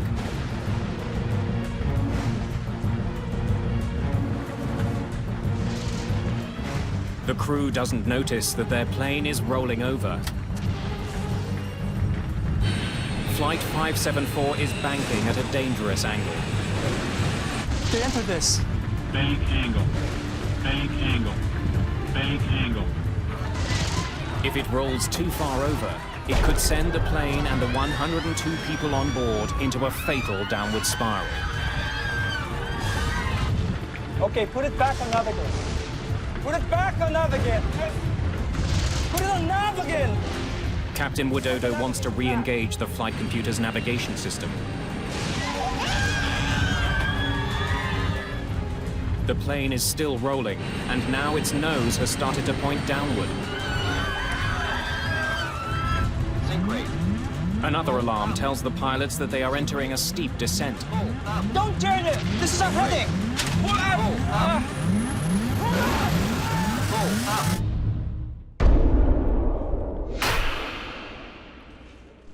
Adam 574, Yujun control. Adam 574, Yujun control. Adam 574, radar service terminated. Please contact Yujun control at 128.1. Inexplicably, Flight 574 has disappeared. News of Adam Air Flight 574's disappearance spreads quickly. The Indonesian government starts mobilizing search and rescue teams to find it. First Air Marshal Eddie Suyanto will coordinate the search and rescue. Pada tanggal 1 Januari 2007. On the 1st of January 2007, I received a verbal notification from the Vice Assistant Operation Head of Air Force that Adam Air had not landed in Manado. Belum mendarat di Manado. Indonesia's National Transportation Safety Committee, or NTSC, is also notified. The NTSC is responsible for finding out what went wrong in any plane crash. Franz Wieners is in charge of investigating Adam Air 574. The first steps that we take when there was an accident or serious incident, we will find all the resources that we have and get the team together before we dispatch to the area. Working with air traffic control, the searchers try to pinpoint the last recorded location of Flight 574. Mendapatkan laporan juga bahwa I received the report that Adam Air was lost from the radar in the Majin Sea. Laut Majeni. The plane was last detected by radar as it was crossing the sea, about halfway through its intended journey. Okay, so right around here. But the plane could have flown hundreds of kilometers after that signal was received. It's impossible to pinpoint the exact location. When the aircraft went missing, it was a bit of a shock for everybody because in this day and age, nobody expects an aircraft to go missing. Without a specific location, searchers try to figure out how large an area to scan. Since they know how much fuel was on board, investigators can calculate how far the plane could have flown since it was last detected. If this is their last radar hit, they didn't have enough fuel to fly any further than this. More than 3,000 people are sent out to look for the plane. The Indonesians are joined by a US Navy vessel. But the area they have to search is the size of Ireland. The teams don't even know whether to look on land or on water. And as long as there was no definitive word, hope remained. 12 hours pass without any confirmed sightings. And then friends and relatives' hopes are raised with news that survivors have been found. A new report came in saying that they had found the Adam Air wreckage in the mountainous area of Polowali, with 100 victims and 12 survivors still alive.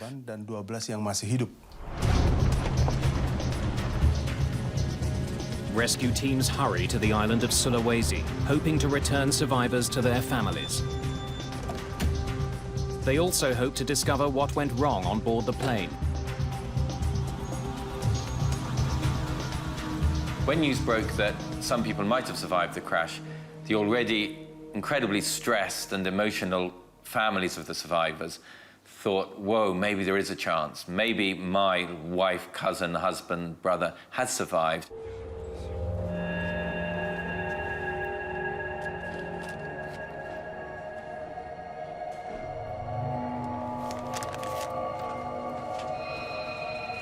But when the first officials get there, they find that these survivors are not from the flight at all.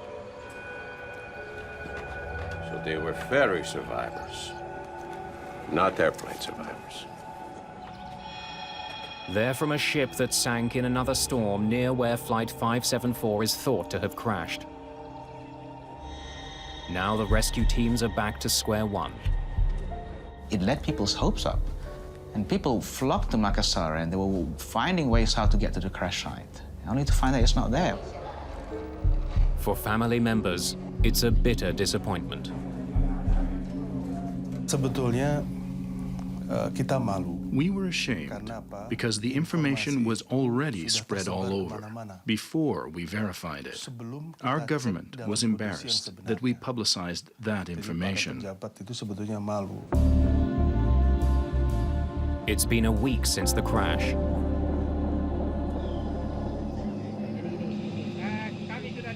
With each passing day, the chance of finding any survivors grows smaller. There was still no clear picture of exactly where the plane had crashed and how it had gone down and why it had gone down. Venus needs to locate the wreckage as soon as possible. Most of all, he needs the 2 black boxes that record conversations in the cockpit and flight data. There are beacons attached to the boxes, but they only have a 30-day battery life. 9 days after the crash of Adam Air Flight 574, a fisherman finds what he thinks might be part of an airplane, 300 meters off the coast of Sulawesi.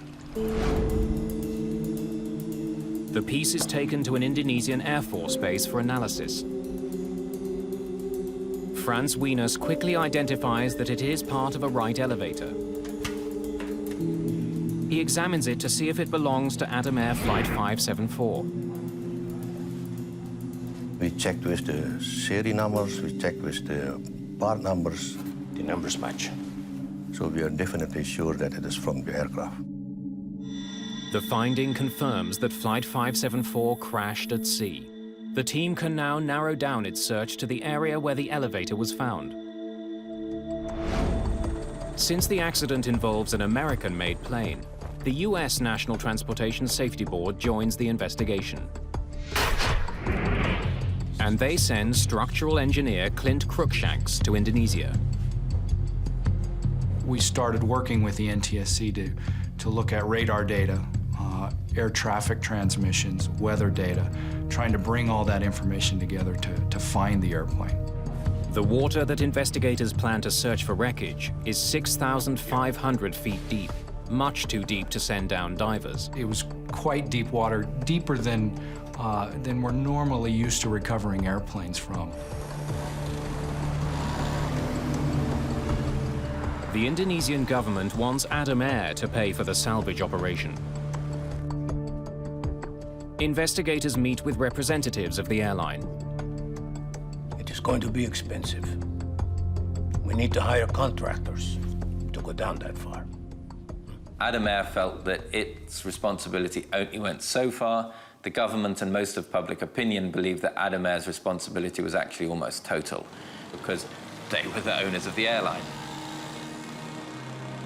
The airline refuses to pay for the salvage, triggering a lengthy negotiation. This is not good news for Franz Wieners. Unless someone puts up the money to search the seabed for wreckage, the mystery of Flight 574 will not be solved. It is also a blow to the families of the victims. The families obviously wanted to know what had happened to their loved ones, and they did want the government and Adam Air to combine to get the flight data recorders out of the water. As the investigation stalls, public anger grows. People were becoming more and more critical of Adam Air and the way it was being run. But then, after 7 months of negotiating, This is good news. Thank you. Adam Air agrees to help pay for the salvage. Phoenix International, an American company specializing in deepwater salvage, starts the operation on August the 24th. But the time they've lost has had a serious consequence. Although they have a fix on the location of the crash, the locator beacons attached to the black boxes have gone dead. If the black boxes are not found, it will be a mystery until today. Without the beacon, finding 2 small boxes among the wreckage will be a huge challenge.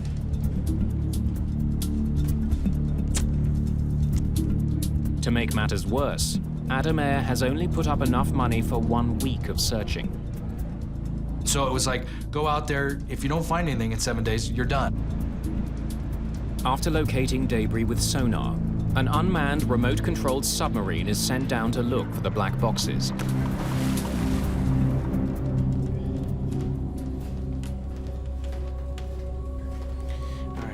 How we doing? We dove on one location first. We got to that GPS location. There was nothing there. Pull up quadrant 3. So we sat down and decided we'd do a grid search about that point. And so we did a very methodical search. Okay, 3 degrees. All right. Slow, slow.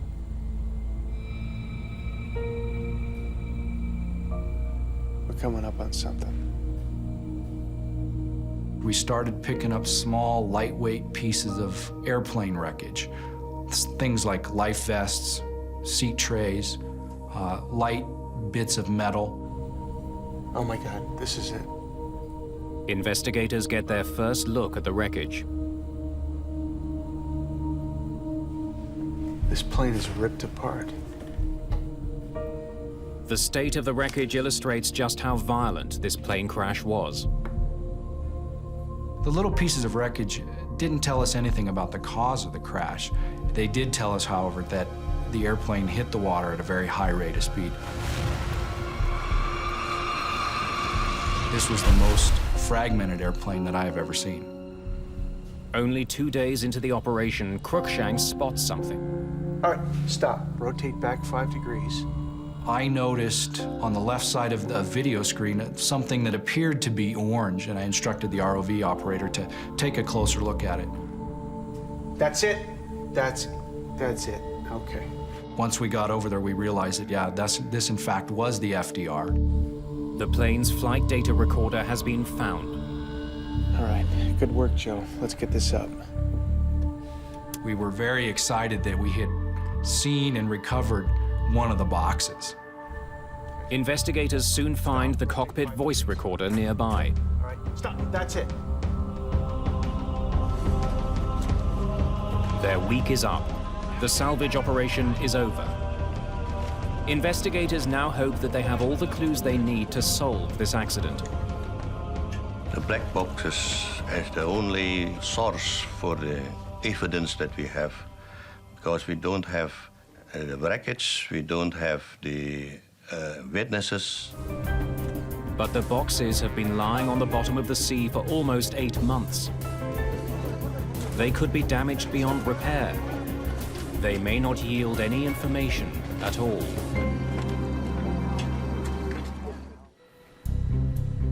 The black boxes from Adam Air Flight 574 are taken to the National Transportation Safety Board in Washington, D.C.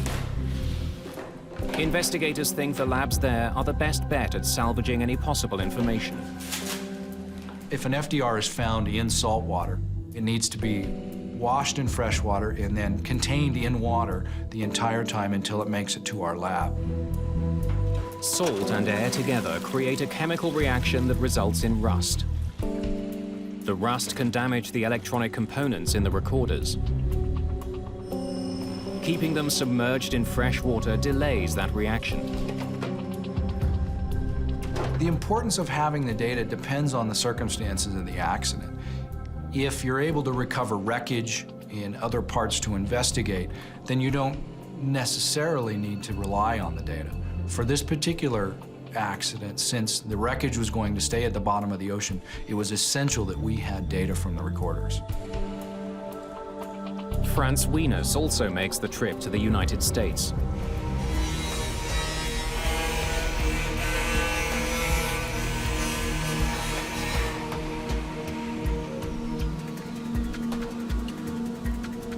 The FDR and the CPR, when they were recovered from the bottom of the sea, the cases were actually 50 or 60% damage.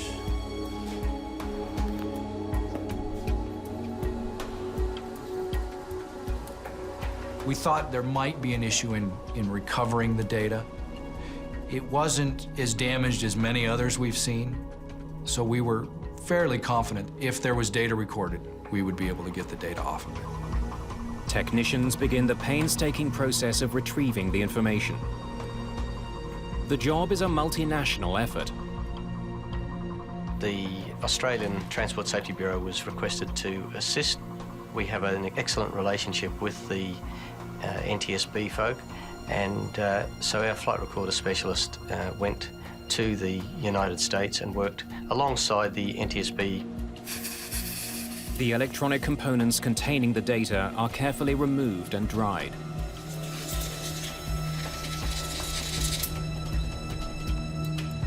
Then the information is uploaded onto a computer.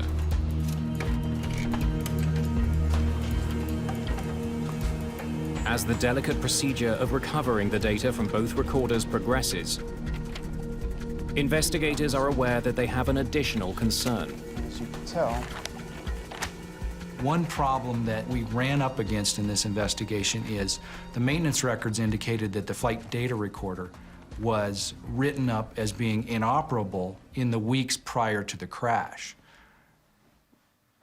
We were concerned with that in that if we found the FDR, it may not have recorded anything.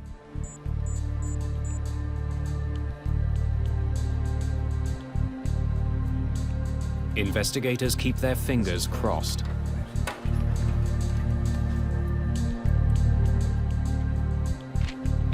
we've got it all. It's all there.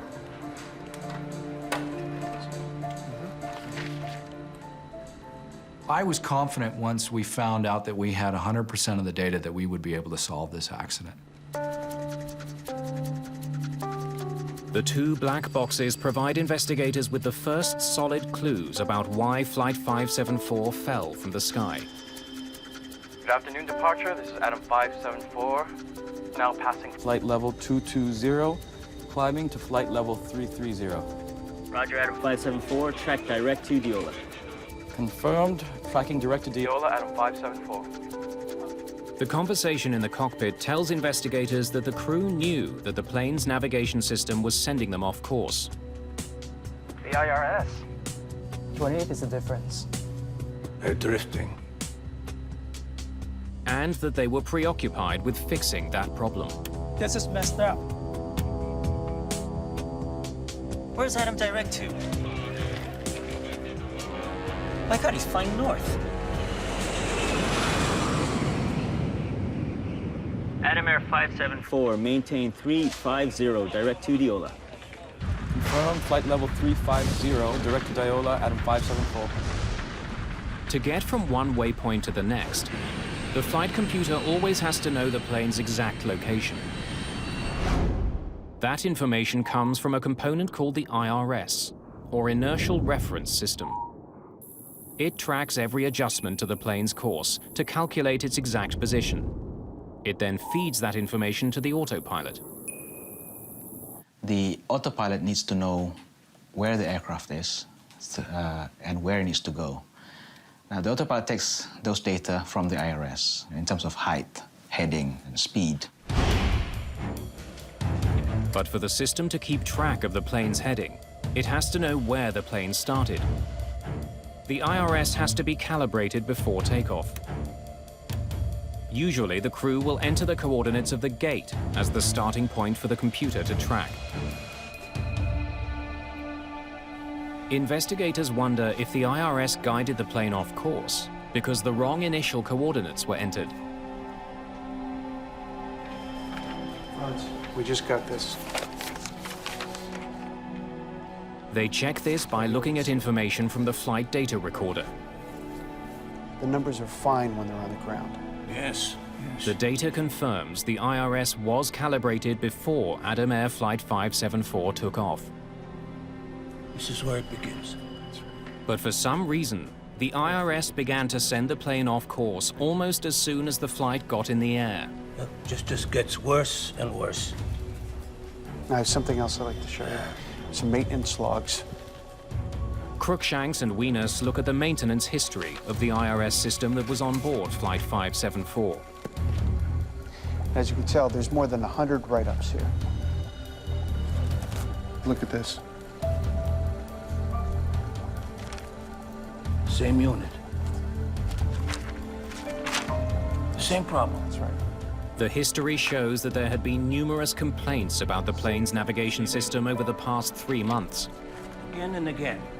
Investigators wonder why the airline didn't fix the problem. In the case of the IRS of this aircraft, that unit should have been taken out and sent to maintenance for calibration or repairs.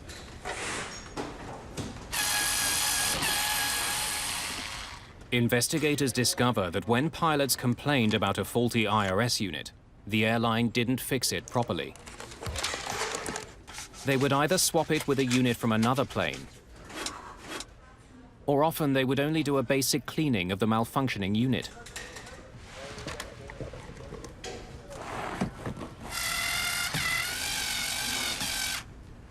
They just pull up the connectors, spray it with some lubricant cleaners, then put it back on, did some ground test, and then just put ground test OK on the maintenance log. Since the IRS is such a vital piece of equipment, this is contrary to all recommended repair policies.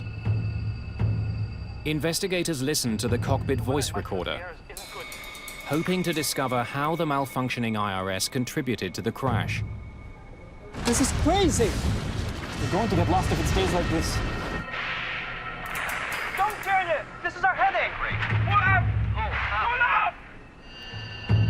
But nothing they hear leads them to believe that an IRS malfunction alone could have caused the plane to crash. If you have a failure in one system of the airplane, it shouldn't cause an accident. Investigators now wonder if the severe storm Flight 574 flew into somehow played a role in this crash. This is messed up. This is really messed up. It's starting to fly like a bamboo ship. Confirm our position. Weather is a well-known cause of airline accidents. It can wreak havoc with the airplane and disorient pilots. In 1977, a Southern Airways DC-9 flew into a violent storm near New Hope, Georgia. Our left engine just cut out. Hail clogged the engines. They tore themselves apart. Got the other engine going too. Brace for impact! The plane slammed into the small town, and 72 people were killed.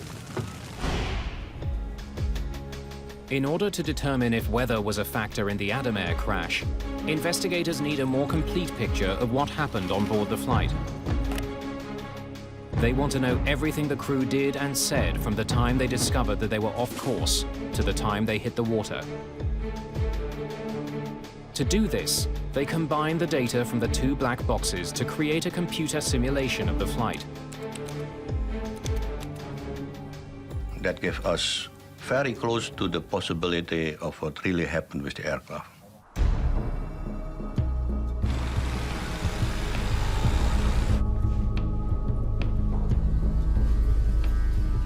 Investigators return to Jakarta to study the simulation.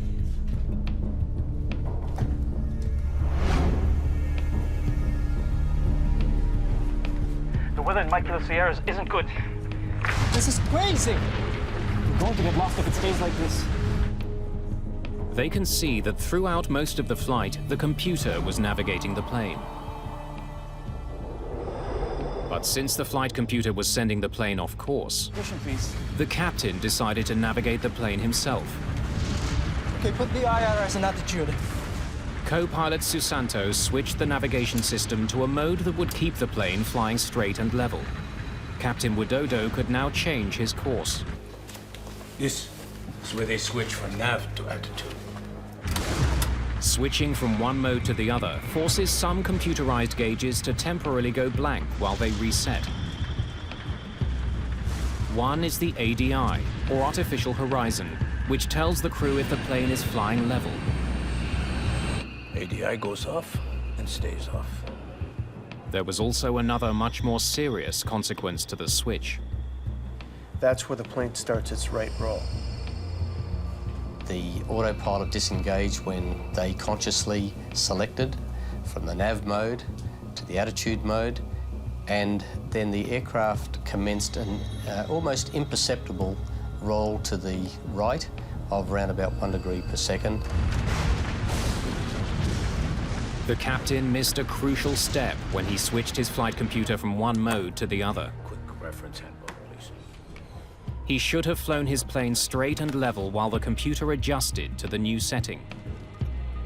Maintain straight and level, constant airspeed flight until attitude displays recover. Approximately 30 seconds. It's in the manual. Any pilot who is trained and qualified on your Boeing 737-400 is regarded to have a sufficient knowledge that whenever they switch the nav mode to attitude, they have to maintain wings level for 30 seconds. But neither of the pilots did that. It's an oversight with grave consequences. Without that step, the autopilot disengages completely. The flight computer did send out a warning when that happened, but the warning was ignored. The crew didn't seem to notice that the autopilot was no longer flying the plane. And it only took seconds for that to become a very serious problem. The data tells investigators that this plane had a natural tendency to roll to the right. Old planes, like old cars, don't always go straight. Throughout the flight, the autopilot compensated for that by raising the aileron on the plane's left wing. An aileron is a movable flap on the wing that controls how much the plane rolls to the left and right. But once the autopilot disengaged, it stopped compensating and the ailerons went back to a neutral position. That allowed the plane to revert to its tendency to roll to the right. And they don't even notice. At this point, the plane was rolling at a rate of 1 degree per second. Focused on their faulty navigation system, and with thick clouds obscuring the horizon, the pilots had no idea that their plane was dipping. It's not uncommon for pilots to get disoriented in this way. Your body will start to fool you. Your senses will start sending you false information or false senses. You might think that you are actually going straight and level, where you're actually rolling slowly to the right or to the left. The 737 is programmed to issue a warning when it rolls past 35 degrees. Bank angle. Bank angle. Bank angle. The flight data recorder shows investigators that in response to that alert, Captain Widodo did attempt to level the plane. They get an oral warning from the airplane that says, hey, bank angle, bank angle. And at that point, they made some small inputs to the controls, but they didn't fly the airplane. Believing that the autopilot would keep the plane level, Widodo soon turned his attention back to the problematic IRS. When the pilot engrossed with troubleshooting of the IRS, their ability to pay attention for the other tasks is reduced. Further, these IRS anomalies has become the only priority at the moment. Usually you would say one pilot deals with the system issue, the other pilot flies the airplane. They were both dealing with this system issue and totally focused on the issue, so they never saw what was happening. This is not the first accident involving what we would call spatial disorientation. It was almost 3 years earlier to the day that another flight, Flash Airlines 604, taking off over the Red Sea, had a similar fate. See what the aircraft just did? Distracted by a malfunctioning component in the cockpit, the captain may have become disoriented. Autopilot! Autopilot! Like the Adam Air flight, the captain's attention was focused on his flight computer. And like the Adam Air flight, his plane began rolling dangerously to the right. Investigators concluded that without any external references, the captain simply couldn't tell that his plane was falling from the sky.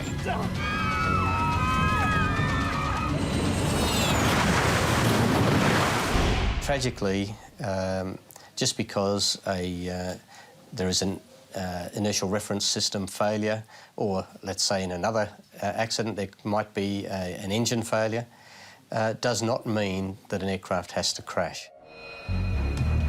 It's 60 degrees now and there's no attempt at recovery. Don't turn it! This is our heading! Pull out! Pull out!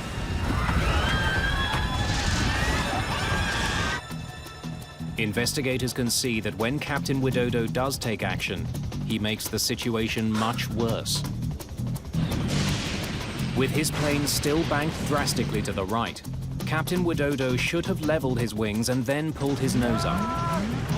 He did the opposite. He began pulling back on his control column before his wings were level. That forced the plane into a tight spiral dive.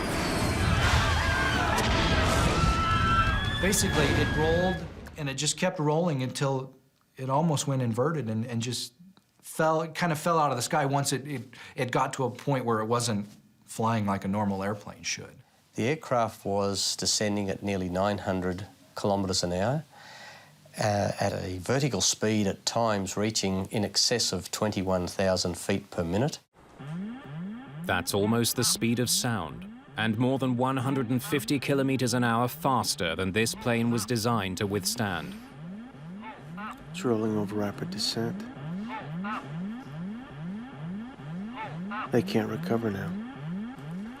At that speed, the plane is no longer able to hold itself together. And that sound,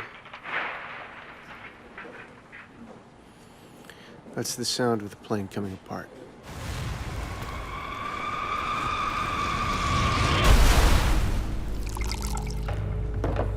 The black boxes have revealed how Flight 574 crashed. But they also raise crucial questions. It's just one error after another. There was ample opportunity, ample time for the pilots to correct the situation. The investigators have come to a disturbing conclusion. The only mechanical failure was with the plane's navigation system, and that shouldn't have caused the crash. The more significant failures were human. Okay, put the IRS in attitude.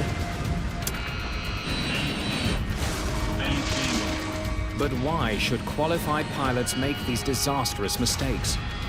Don't turn it! This is our heading!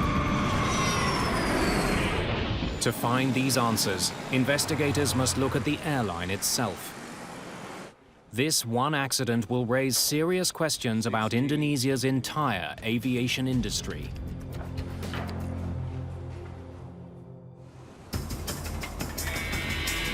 Investigators turned their attention from the actions of the pilots on Flight 574 to the airline that employed them, Adam Air. They meet with the owners. Franz Wings. Adam Air was founded in 2002 by a wealthy businesswoman named Sandra Ang. Ang named the airline after her son, Adam, whom she also appointed as the company's president. We need to know more about your training program. The The investigators interview Adam Air pilots. Did the airline provide any training on recovery procedures in the event of an IRS failure? No. They want to find out more about how the airline trained its flight crews. What about recovery techniques? IRS troubleshooting? No? What they uncover is disturbing. We could not find any evidence that the pilot was properly trained when they have a sudden disengaging autopilot or when they're flying with the IRS failure. Thank you, gentlemen, for your time.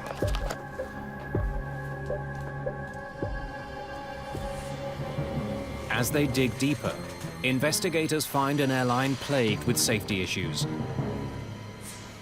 11 months before the Adam Air crash, in February 2006, another Adam Air plane, Flight 782, flew off course the same way as Flight 574. That crew was also getting faulty navigation data. But they couldn't even reach controllers on the radio. They couldn't get directions. They were badly lost for 3 hours. The crew was trying to find where they were. The ATC was trying to find where they were. And they were over the water. Like Flight 574, they had a malfunctioning IRS. In the end, the plane landed almost 500 kilometers south of where it should have been. They just continued until they found an island. And it had an airport in it. They said, okay, we have to land there, otherwise we don't know where we're going to go. And they landed, and they didn't know exactly where they were until they landed. 6 months after Flight 574, the European Commission banned all Indonesian airlines from flying to Europe. That sent a very strong message to the whole world that we, the European Union, believe that all Indonesian airlines are unsafe and you should not fly on them. Then in March 2008, there's another accident involving Adam Air. This time in the city of Batam. And the airplane slewed off the runway, came to rest on the side. The evacuation was a bit strange. Nose lights were deployed, and that was a final accident. And after that, I think everybody said, enough's enough, you know.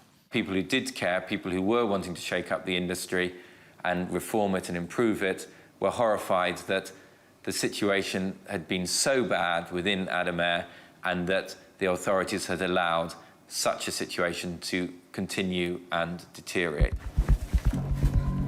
Immediately after the crash in Batam, the Indonesian government suspended and then ultimately revoked Adam Air's license to operate. It is also apparent that Adam Air isn't the only Indonesian airline with problems. Prior to the Adam Air crash, Indonesia experienced a bad crash about every year to 18 months. Many of those accidents involved the discount carriers that the government had allowed to thrive. More than 50 such airlines were in operation at the time of the Adam Air crash. The problem, though, was that this expansion occurred in a way that was not properly monitored, not properly regulated by the government. Thousands and thousands of people are being employed to work for airlines when they just don't have the experience to do so and are not being adequately trained, as the investigation report into the Adam Air crash demonstrated. Indonesia's poor safety record forces the government to take steps to improve airline safety throughout the country. It begins rating airlines on safety and grounds those that don't comply. There have been fewer fatal incidents since the reforms.